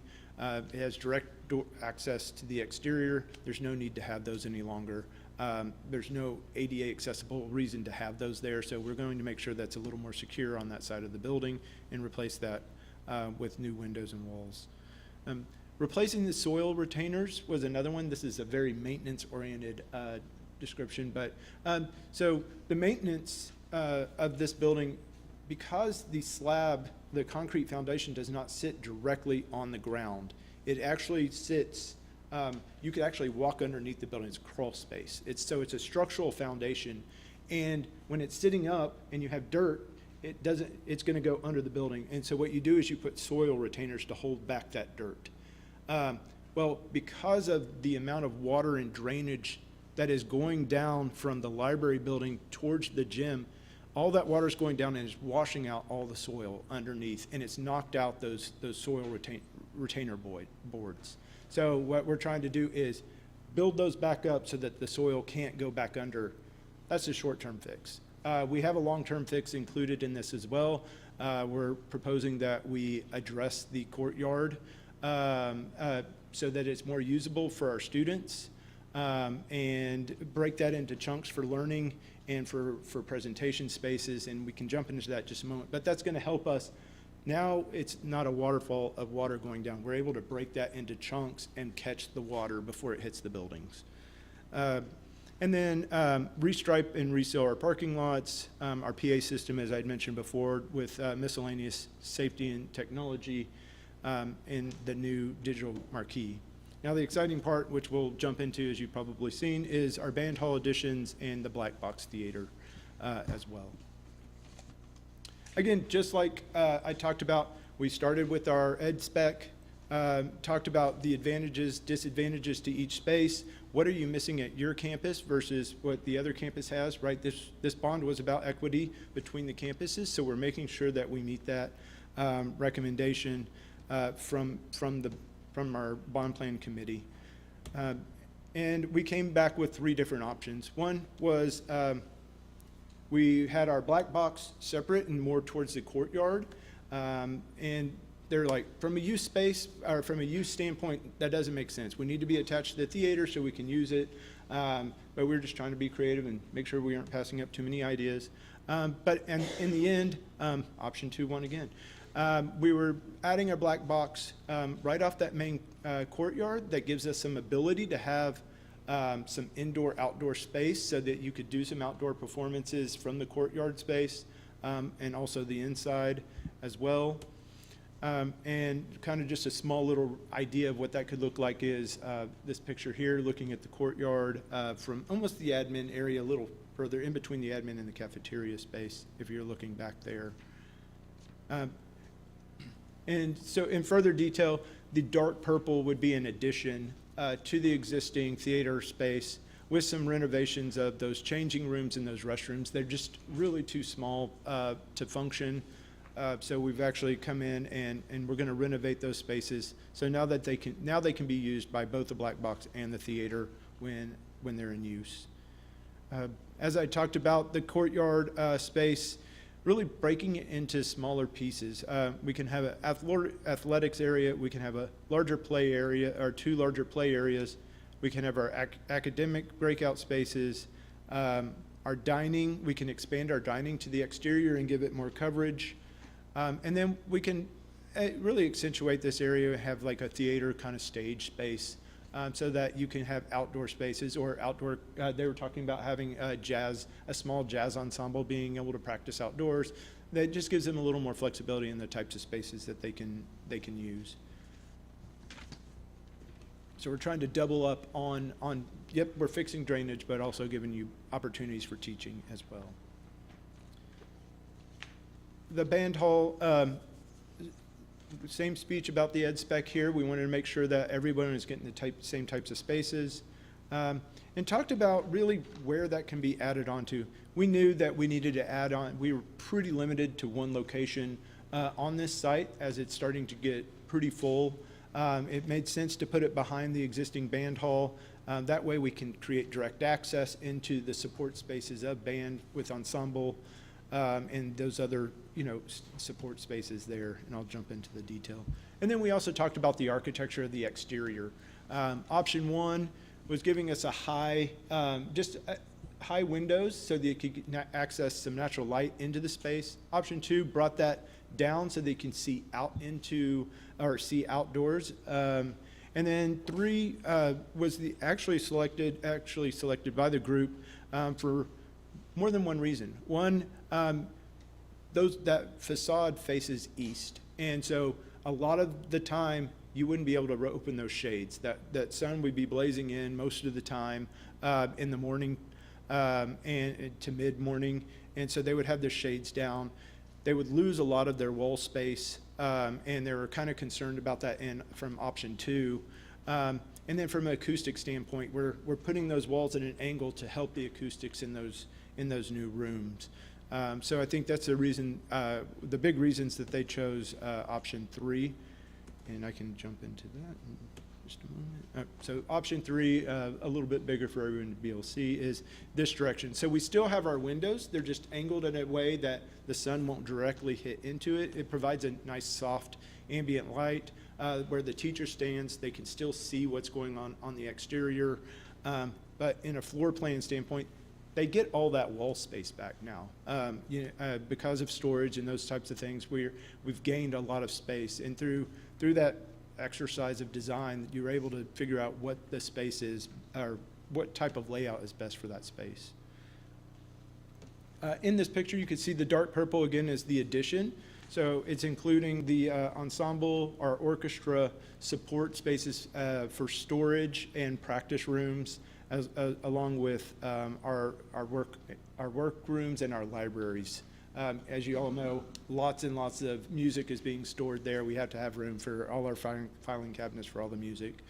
And then in the renovation space, we needed to create a way to get into that new space. So we've created a new hallway straight down the middle right here, which made us relocate some of those practice rooms.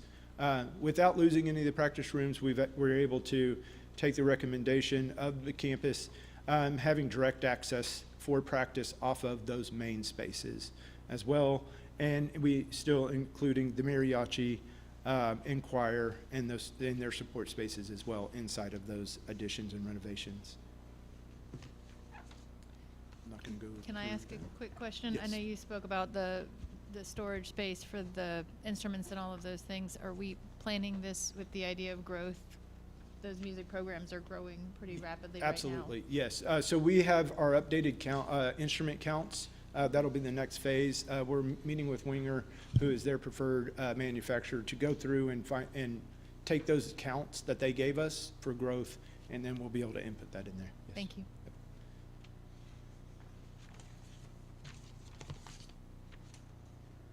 At Miller, we're following the same schedule. These are going to be bid together. And at Miller, really, it's the athletics addition and renovations of the existing locker rooms and gyms. We have a new weight room, training suite, lobby, concession, restrooms, and storage, along with replacing a couple of the mechanical systems for existing IDF rooms. I think a big portion of our discussion was access. Based, once we got through the ed spec, it was really about access and how do we have parents come into the building. Right now, they're all coming through the building. They can go basically anywhere they need to go. We're trying to limit that location. So now you have an actual dedicated athletics entry, and they're only going to gym spaces or cafeterias. So we can lock the rest of the building down, so we don't have to worry about people wandering throughout the school.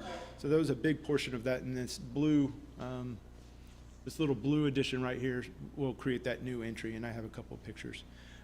Also, because this current campus does not have a weight room, we were talking about abilities to be able to practice and do weights inside and outside. Always being so the teacher can see what's happening. So if you have the need, you have your workout stations on the inside, but then you can step outside, you can do cones, you can do some of those other drills, and you can still see what's happening instead of sending them off to the track or those types of things. We have everybody in one location with a big opening door at the end of the weight room. And kind of just an example of is what Perkins and Will did for the Mavericks and the Cowboys, is this little picture down here where that wall opens up and they're able to use the indoor and outdoor at the same time. It won't be to that scale. Where's the camera? It will not be that scale, but we're giving that opportunity for them as well. As we had talked about, the counts, the growth, those types of things, we've gone over our needs with the lockers in more depth than I'm going to explain here, but you do have to think about your lockers. The size of lockers, the number of lockers dictates how big your locker rooms get, right? You're stuck to that size. So really we went through that. We understand that to be able to get my helmet and my shoulder pads in there, I have to have a bigger locker than I would for a PE who's just really putting their bag in their locker while they're going to class and then they're leaving. So walked through that in a lot of detail through some of our conversations.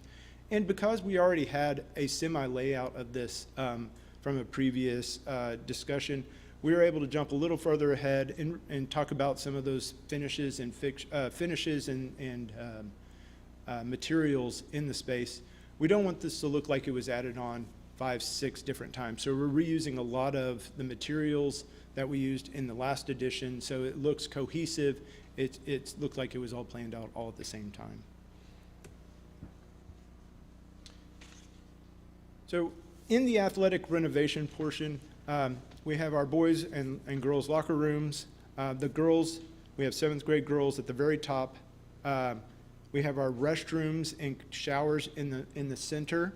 The coaches can see into those spaces to be able to keep an eye on what's going on there from both sides.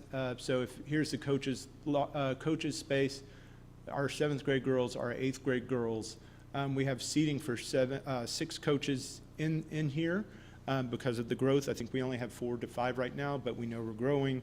And the coaches will have their own showers as well.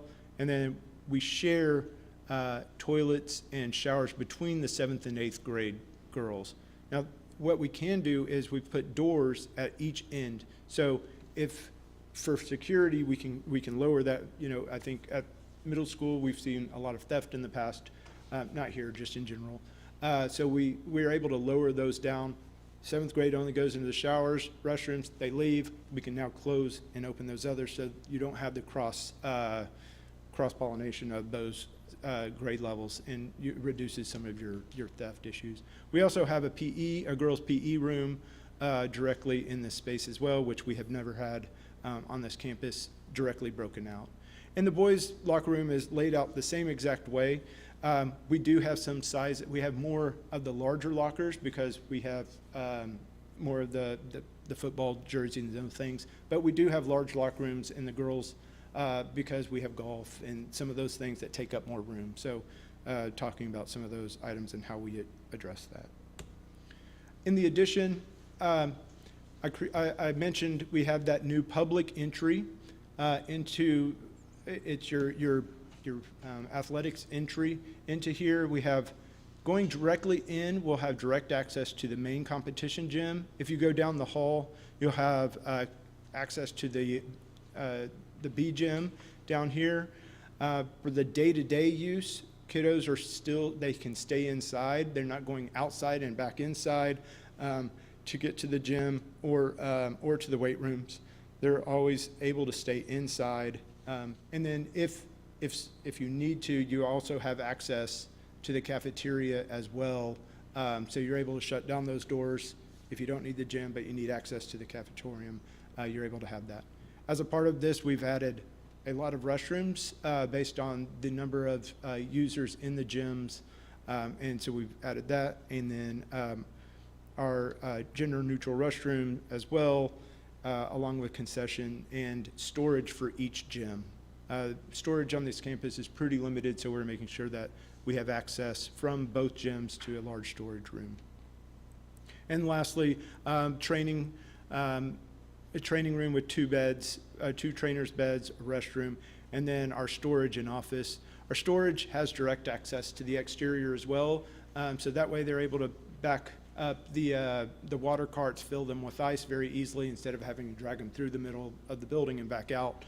You'll have direct access there for storage of miscellaneous, all the training stuff. So so big purple, dark purple is the addition, light purple is the renovations. Oops. Kind of just a general idea based on the materials that we had talked about. This would be that lobby space for that space. And again, a lot of the same materials, the white ceramic tile on the walls. We did need to consider the acoustics in the space. We put some baffles in, places for our trophies, multiple places for trophies and trophy walls and display. But as you know, this is somewhere a lot of parents don't go into the schools. The only time they would go into the schools to talk to the principal, and then they're back out. A lot of your parents, this is their entry into what SMCISD is. They go to the athletics and then they leave. So we're making sure that they have that entrance as well, so they can see what's happening in schools. I have a question about this one. The locker rooms, it looks like from your drawing that the boys' locker room and the girls' locker room have individual stalls for the showers. Is that correct? That is correct. Okay. Thank you. And I have a question too. So I'm trying to figure out, because we've seen this years ago, and so I'm trying to figure out what's different and what's the same. But the exterior walkway where you go from what is currently the big gym to the smaller gym, are we covering that? Where is that here? Yes, so it's this area here. It is currently covered, so you would walk outside. But are we enclosing it, or we're gonna? We are not enclosing Okay. it, because we're able to go down this main corridor here and into this new one. So we do have an indoor, interior space for them to access the gym now. And you can, so that is another corridor, so you don't have to walk across the court to get into the other one. Great. Yes. Okay. And then the other thing is that the big gym is multi-purpose, right? It's used for musical performances as well as athletic events. So we're changing out the PA system and all that. All the sound system is being replaced, as well as the bleachers currently are. The bleachers are being changed. What else is happening in that big gym? We are, I think we are, the acoustics, so we have the Tectum panels on the walls. Those will be replaced as well, and then fresh coat of paint. Okay. All right. Other questions? Thank you very much. Thank you, thanks. I think at this time we're going to take a real quick break. It is 7:56. Let's meet back at 8:05.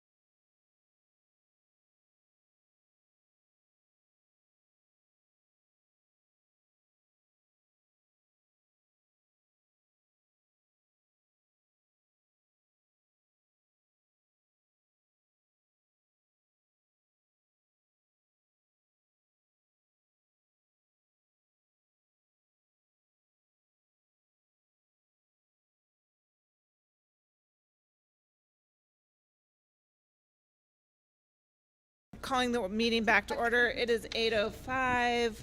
All of our trustees are present in one form or another. We will move into the finance report, please, with Mr. Doyle.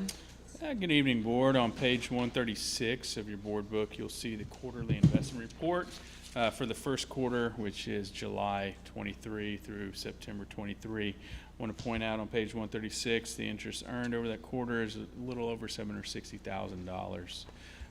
If you turn the page, you'll look at debt service. The interest earned in that same first quarter was a little over $164,000. Any questions on investment report?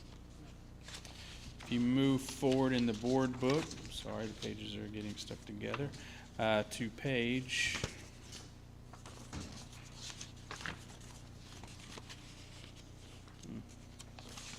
Page 142, you'll see our quarterly financial report for the same quarter, July through September 23.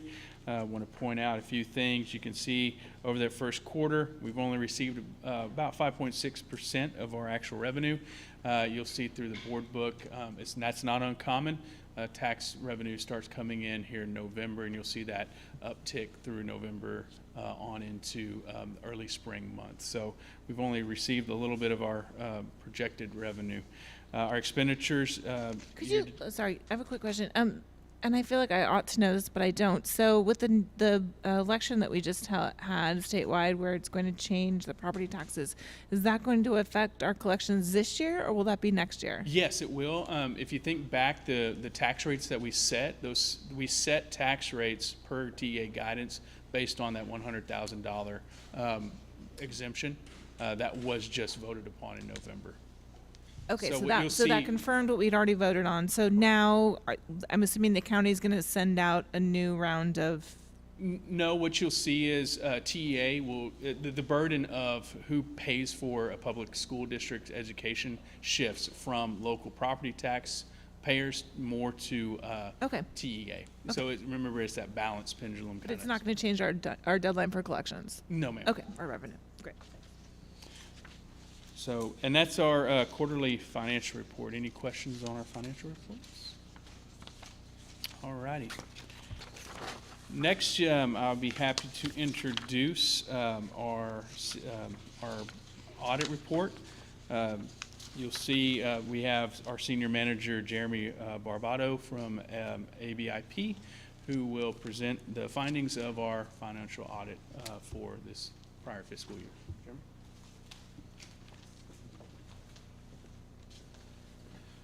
All right, thank you, Madam President, and Board of Trustees for having me here today.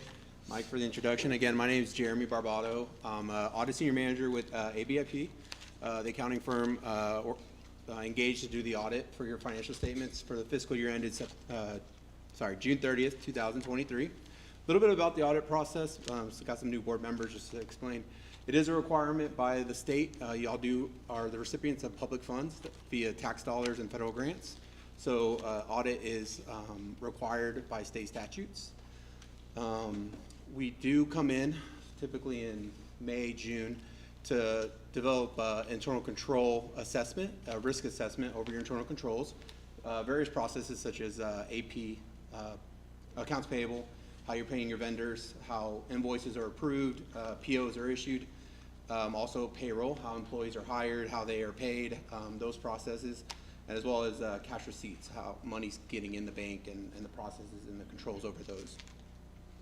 Then we break for a little bit, so that starts in May. We break for a little bit, we come back in about September up until now, when the district has time to close their books, and we come in and we audit the financial statements that are in front of you here today. It is a labor-intensive process. I do not take this lightly. It's a big book. I don't know if y'all had time to read it over the weekend in one sitting, but it is a very proclamation of transparency to all school districts. It's you know, it provides great detail, and it's a historical document that that we all worked through here today. I will start on page 1. It's kind of a couple pages in of the bound document. This is our independent auditor's report. First paragraph, most important paragraph of the whole letter. It's issued by us to the Board of Trustees, and it's our opinion. We did audit the accompanying financial statements for the district for the fiscal year ended June 30th, 2023. And we find in our opinion that the financial statements are presented in accordance with accounting standards generally accepted in the United States. That's the highest opinion you can get from an independent accounting firm. Basically means there's no modifying statements in your financial statements that's presented in front of you here today. The next few paragraphs are the basis of our opinions. We did perform our audit in accordance with our standards, which are the generally accepted auditing standards of the United States, the government auditing standards of the United States, and the uniform guidance issued by the OMB of the United States. Responsibilities of the financial statements do rest on the shoulders of management. Our responsibility is to conduct our audit in accordance with our standards. There is some other information in here that we did opine on as well. Some required supplementary information such as your management discussion analysis, kind of the cliff notes of the financial statements, kind of gives a little more meat behind the financial statement figures themselves. Also some budget to actuals and some TRS pension schedules. In addition, we did also issue in relation to opinion on the supplemental information, some schedules required by II.A, such as your delinquent property taxes and your budget to actuals for your debt service and your child nutrition. The next few pages are kind of the cliff notes of financial statements, as I mentioned, management discussion analysis. It's a good read on the different reporting styles that governments have to adhere to in accordance with standards, and it also gives some comparative information of the district as a whole. I'm going to highlight on page 17, though. This is our balance sheet for the governmental funds, kind of which are used to seeing on a monthly basis. Our general fund is our main operating fund. At the bottom there on page 17, we do have total fund balance of $59 million. Of that $59 million, $52 million is unassigned, so that's for ongoing district operations. It's not tied up in restrictions or assignments or commitments by the board. It is for future use of the district. That roughly translates to about 7 months operating reserves. GFOA, which is Government Finance Officers Association, requires, or I shouldn't say requires, suggests 3 to 6 months operating reserves. So you're right at the top end of that operating reserves. I will say fund balance is like a bank account, real easy to spend it down, one vacation and you're gone. It's really hard to build up. So really good to have a healthy fund balance there. If you look at the top in the general fund, you have $65.9 million in cash and cash equivalents. So you can see that most of your equity is in your cash.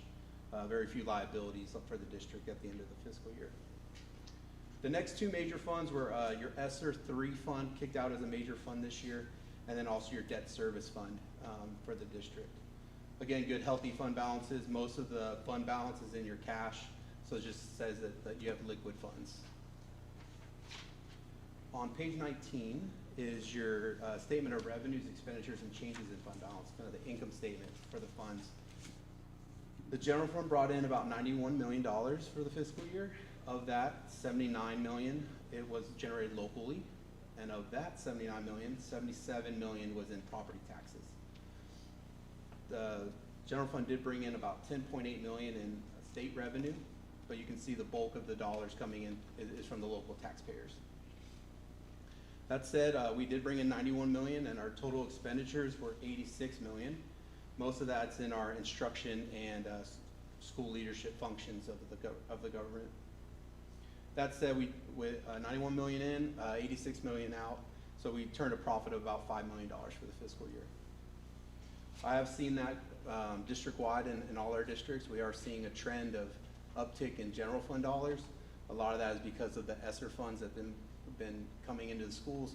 Some of those expenditures have been shifted out of the general fund and into this ESSER fund. So once the ESSER funds kind of go away, districts are now challenged with, okay, how are we going to keep the ship going forward? So $5 million is a great turn, and like I said, it's like a savings account, real easy to build, or sorry, real easy to spend down, real hard to build up. I also want to point out on the debt service fund, we did have a defeasance during the year. We paid off some debt. We paid out about $5.6 million, and it's going to save about $6 million in net present value of tax dollars. I'm sorry, debt payments. So very smart move to pay off some old debt. when you have the resources in your debt service fund to do so. The rest of the financial statements is really footnotes and other schedules. I wasn't going to go over those in details unless anyone had a question over anything that I covered here today or anything in the bound document.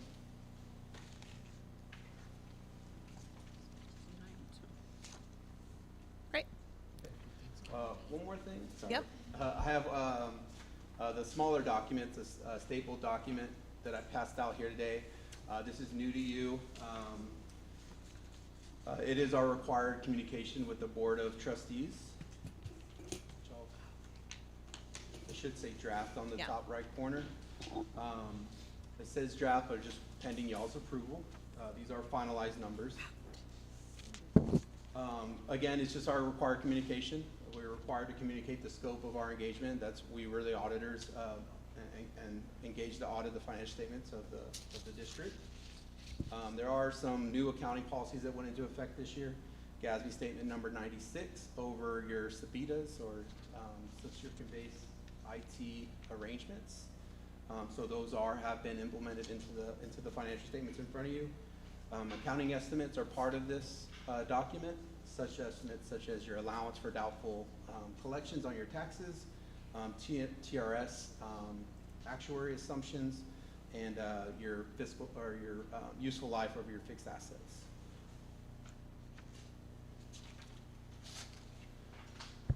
If we had any difficulties encountered with in performing the audit, we'd be required to communicate those. We're happy to say we had no difficulties. Management was providing timely responses to any questions we may have had. Corrected and uncorrected misstatements. We did have some journal entries that were corrected in the financial statements, and there's a schedule attached to here for your viewing, and I can answer any questions you might have on any of those. If we had any disagreements with management, we had no disagreements. Management provided us a representation letter, basically states that they gave us everything we needed to conduct our audit. And then we did have one comment on internal control and operations, and that's over procuring your insurance. Y'all have a fleet of insurance, and it's all with TASB. And during our review of state compliance, we noted that the district didn't go out for procurement on that. Y'all do spend over $50,000 in insurance contracts, or insurance dollars for your contracts. And so we just recommend that the district go out and procure that. And to my knowledge, they're going out pretty soon. So that has been addressed. Finally, we do audit your Public Funds Investment Act. You do get a number of dollars that require certain types of investment vehicles that are allowed under the state statutes, and certain training that's required by your investment officers. And we find that the district complied with all material acts of the Public Funds Investment Act. With that, I'll take any questions you might have. You may not be the right person to ask this, but hopefully one of you is. The election decision for the TRS increasing retired teacher monthly payments, how will that impact us as a district? Is that something that will impact our finances as a district? No, ma'am, that's on the TEA side of Okay. of the world, so. Okay. And that money was set aside. Correct. Okay. Correct. That's at the state level. Thank you. Hey, any other questions? All right, thank you very Thank you. much. All right. We'll now move into the approval of the consent agenda, which incorporates the approval of minutes for the regular scheduled board meeting on October 16th, 2023, and the special board meeting on October 30th, 2023. I make a motion. I would like to pull October 30th minutes. Okay, we'll just take them separately. So for the October 16th, 2023, do I have approval or a motion to approve? I'll make a motion that we approve those minutes. Second. Made and seconded. Any questions?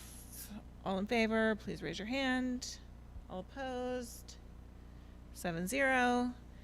And then we'll take approval of the special board meeting on October 30th, 2023. Is there a motion? I'll make that motion. Motion made by Ms. Cantu to approve. For the October 30th? Yes. I'll second. Seconded by Dr. Salmi.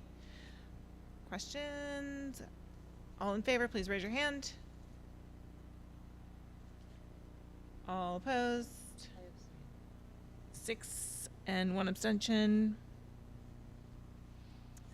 All right, and then now, item 9, items for action. First of all, we have to consider the resolution to vote for candidates for the Board of Directors of the Caldwell Appraisal District. In our board book, we received a list of the individuals who have put themselves forward, I'm guessing, to be considered for this position. We can divide up our votes. We have a certain number of votes that go, so 166 votes from San Marcos CISD for Caldwell. We can split those all up, or we can put them all behind one candidate, or we can do a combination of that.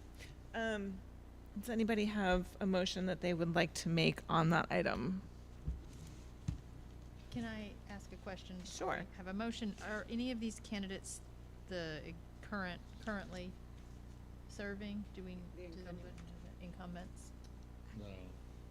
None of them are incumbents. I'm unfamiliar with we- any of them, and I haven't been contacted by any of them. Okay. And we typically don't have enough votes, even if we give the 166 to. Right, so if nobody knows anybody or has a recommendation to make, we can also just leave it on the table and move forward.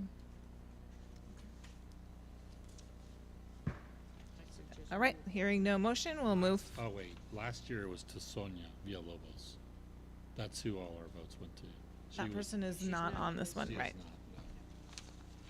not, no. So without a motion, we'll just move on to the second item, which is the same consideration except for the Caldwell County Appraisal District. You have to, or you don't have to. We're just, no, we don't have to vote. We don't have to vote.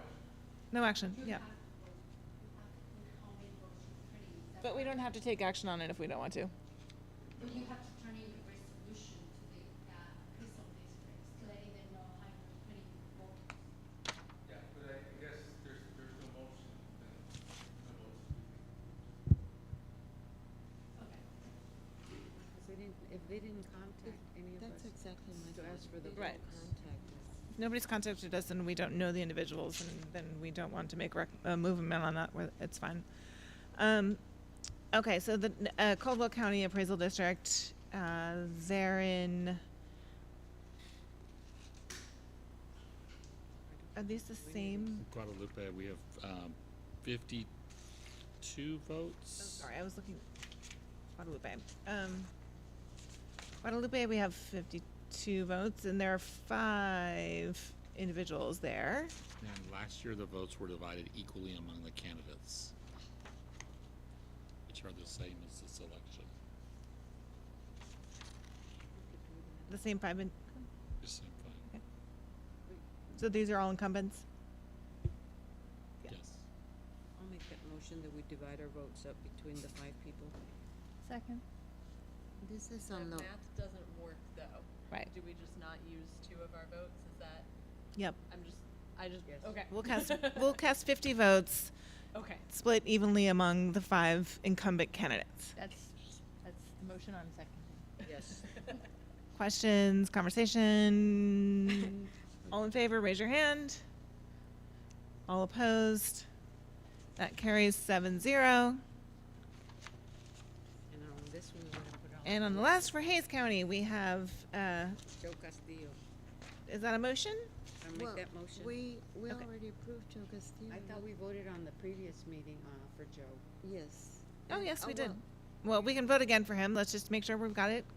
Okay, a motion to cast all of our votes for Mr. Castillo is made by Ms. Cantu. Is there a second? Second. Dr. Salmi, questions? All in favor? All opposed? 7-0. Okay.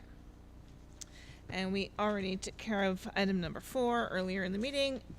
And now we're into voting on operations agenda.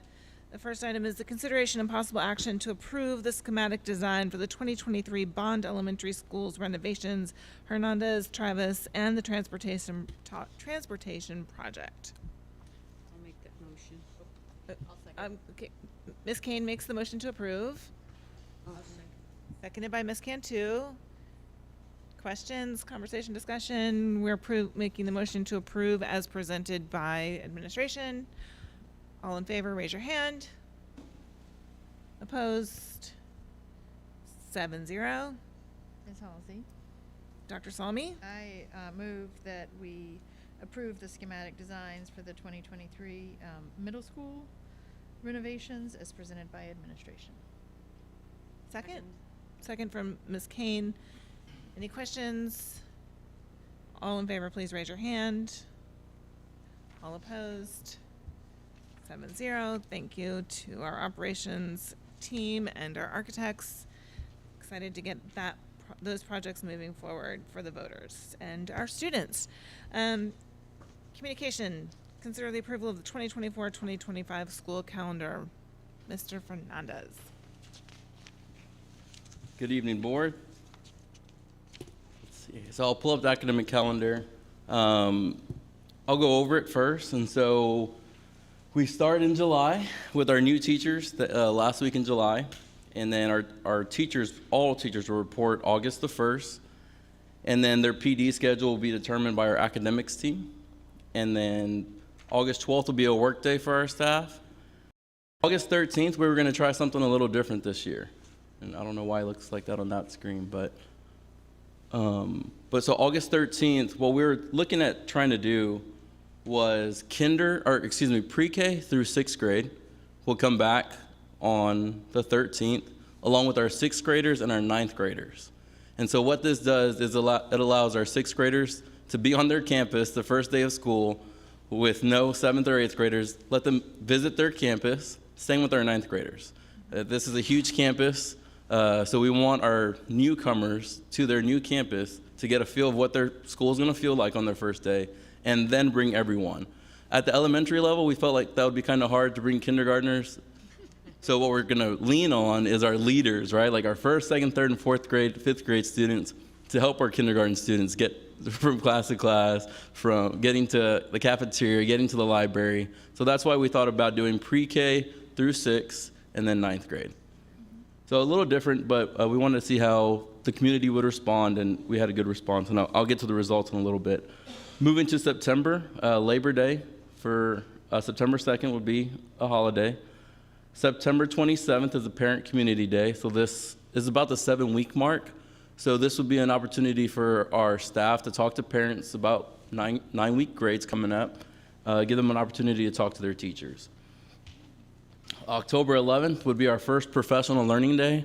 So feedback we got from the survey was we had a lot of random Professional Learning Days. And one really good suggestion was, why don't you tie in your Professional Learning Days to an extended weekend instead of just random Fridays? And as our academics team pointed out, our Professional Learning Days, it allows our staff to get professional development and really hone in on their curriculum and all the things academics talked about. But we are going from 8 Professional Learning Days to 5 throughout the school year. Then October 14th is a district holiday. November 1st, which this was a highlight of the survey, is a Professional Learning Day, so a student holiday. So if you don't know, Halloween is on October 31st, and so it would be a student holiday. Sorry, parents, but all the sugar that your students receive, it would be a student holiday on November 1st. November 25th to the 29th will be our Thanksgiving holiday break. What you will notice a little different this year is you don't see TD, trade days, in the November schedule. So what we want to do is get those 2 Professional Learning Days back and either put them throughout the school year and really schedule those. And now our teachers don't have to work outside of their working hours to earn those trade day hours. And then December, the holiday break from December 23rd through January the 3rd, and then come back to a work day for staff on January the 6th, and students would return January the 7th. Professional Learning Day on January the 17th, so that's a student holiday, and then January 20th is MLK, district holiday. February 10th would be Professional Learning.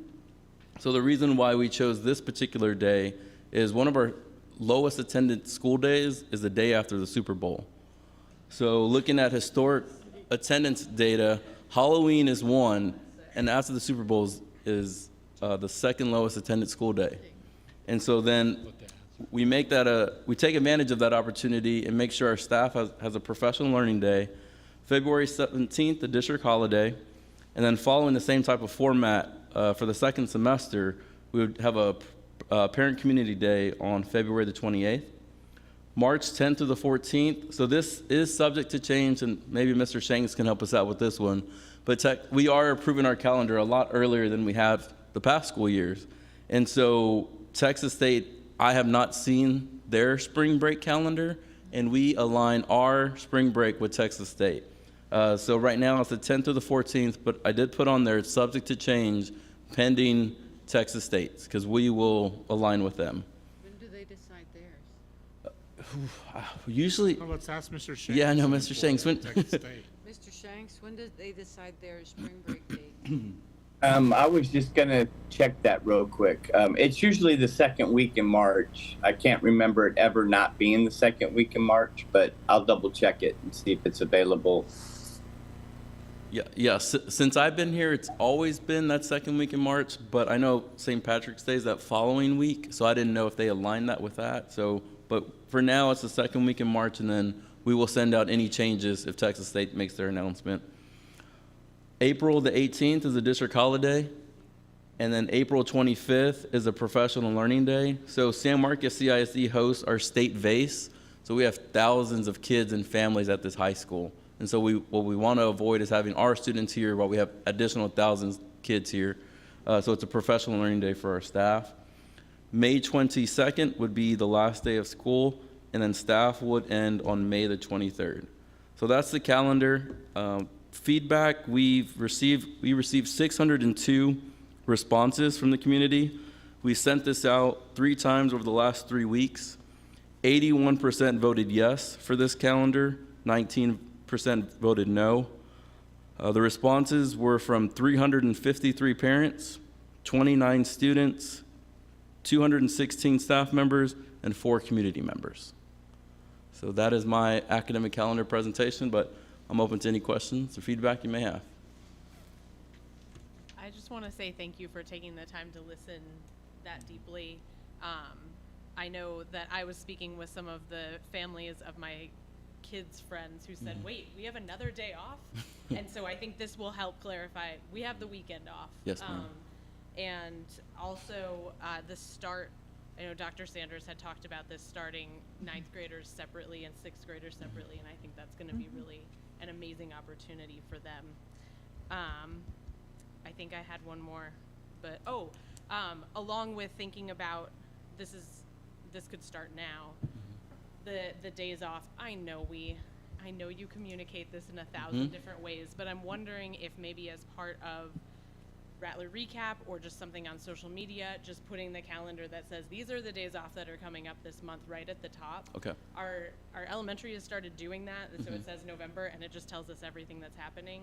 I wonder if, I know you tell it 1,000 ways. I have this same problem. People will yell at you no matter what, but just one other forum for saying, don't forget there's no school on November 3rd. Absolutely. Yeah, I echo Ms. Kane's sentiment about the starting 6th graders and 9th graders. I think that's a wonderful idea, and I'm very hopeful that'll be a real positive. And so we were talking about, a lot of staff members feeling really tired at this point in the semester, given how early we went back, but still teachers overwhelmingly wanted to keep the earlier start date. Yes. I mean, 81%. So. Okay. Yeah. All right. I have a question. Make the motion that we accept this calendar. You still Ms. Viapanda? And this is for Dr. Cardona. Do we have any idea when, or did you let us know when graduation is? Yes, we got an email. But it's not on here.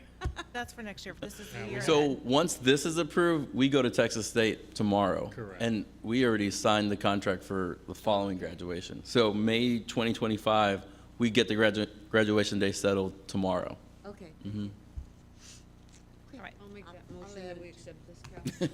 Okay, motion made by Ms. Cantu, seconded by Dr. Salmi. All in favor, please raise your hand. Opposed? 7-0. Thank you so much. I know that the parents and community will be really grateful to have this information early, and I know the effort that that took. Thank you. All right. Now we need to consider approval of the 2023 Comprehensive Financial Report. That is the paper that we were handed that currently says draft on it. That we just, isn't that we just walked through? Just the whole packet. The whole packet, but, okay. And if we approve it, then this will be revised to be final, so, yes, Okay. okay. Dr. Salmi, I move that we approve the annual financial report as presented in the book and presentation. No, second that. motion made by Dr. Salmi, seconded by by Ms. Cantu. It's been a long day, y'all, sorry. Okay, any questions, comments? All in favor? All opposed? 7-0. Thank you very much. Thank you. Great job with our finances. Awesome. It's always great to get a super report from the auditors, and really at this point, I think we expect no less. So sorry, the onus is on you to continue to be excellent. The highest of opinions. The highest of opinions. No knocks against it. An A+++. We are really grateful for that. It really means a lot. I mean, it means the reason that we get to go out for the bond that we get to go out for, that we get the approval on the bond from the community has faith in the way that we are executing that. So it's really, I'm being a little funny, but it's really a big deal, and we really do appreciate it. Okay, next, consider amendments to the 2023-2024 budget. Yes, Board, and on page 184, you'll see one budget amendment proposed. Can you explain that one? Yeah. It's, what is it, 49,000 budget amendment for executive coaching and also coaching for other administrators throughout the district. So, can we get a little more detail on how we're doing executive coaching, who is receiving executive coaching, and what this Yeah, entails? this is going to be for finance, HR, academics, central office, internally, and the high school campus specifically, because every administrator at the high school campus has less than 2 years experience. So they're going to align their training to the instructional playbook and all the things that we've talked about. Do climate surveys. So internally, we will all go through coaching together. Our communication gets better as central office, and then the campus, high school campus, we're starting with them. They're obviously the flagship. They know about it. They want it so that they can get third-party outside people to come in and just tighten up their processes. So this would be contracted, I'm assuming this is contracted through, and is this an executive coaching group that specifically focuses on education? Organizational leadership, yeah, they use the logic model. They have a theory of action. They have worked with some fairly large-sized districts, Spring, Klein, some others are out of A&M. Will they be doing one-on-one executive coaching Yes, with individuals? with the principal and with each of the chiefs. Okay. And is it the same coach for all people, or would there be a team? They will have a team. So Okay. for campus-based, they will bring people who have campus-based experience. For executive leadership, it will be somebody who's been in the HR role, will be coaching the HR person, somebody's been in the finance role. What's the duration of the executive coaching engagement? It's 8 times. 8 visits? times. 8 For each visits. individual? Eight visits, either Zoom or in person. So they'll do a kind of a mix. Person will be With each individual, with each member of the team. yes. I noticed Goodnight has several new assistants. Will they be included? We are doing coaching through Region 13. We're sitting them through, and then we have our own internal. There's new people. Are you waiting for a Okay. motion? Yes, please. I move that we approve the budget amendment as presented and discussed. I'll second that. Motion made by Dr. Salmi, seconded by Ms. Cantu. Any other questions? All in favor? Oh, Dr. Salmi? did you have a I question? wanted to share, I'm doing an executive coaching program right now through my workplace. So it's a funded executive coaching activity. I've found it very helpful. It's a great opportunity, and so I'm really glad that we're offering this to administration this is just, it's a really good opportunity to get that external feedback, and sort of someone to help bounce ideas off of and focus. And it's important, right? It's important to focus what you need, what you want to get out of this. As the individual being coached, you have a role to focus what you want to get out of it. So I applaud the administration for providing this opportunity. I think it's a good idea. All right. All in favor, please raise your hand. All opposed? Motion carries 6-1. Said 6-1. Mr. Shanks. Mr. Shanks voted against it, 6-1. No, Okay. no, I did not. I voted for it. The Oh, sorry. Zoom raised Sorry, my my hand. bad. It looked like the video must have been lagging. It looked like you had your hand up during the second part. I will clarify that. The motion carries 7-0 with Mr. Shanks and every other trustee member voting for it. Thank you. I apologize. All right, and now we're going to move into closed session as authorized by Texas Government Code Section 551.071 and 551.074 and 551.076. Thank you.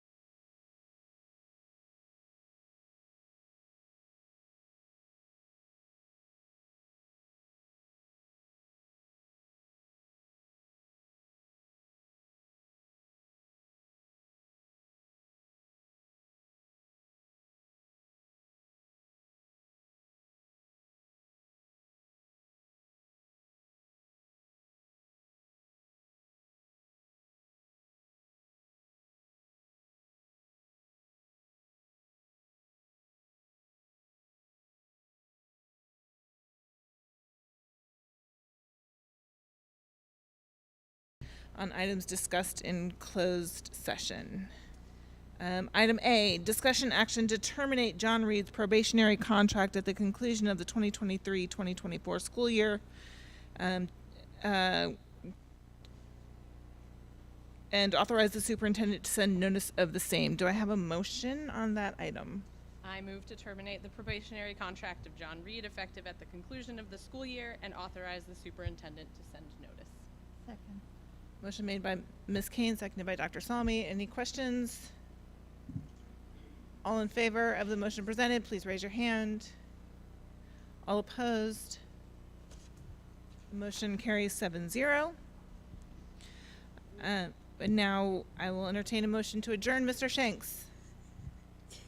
I move that we adjourn this meeting. Second this. Motion made by Mr. Shanks. All in favor, please raise your hand. All opposed? Thank you very much, everybody.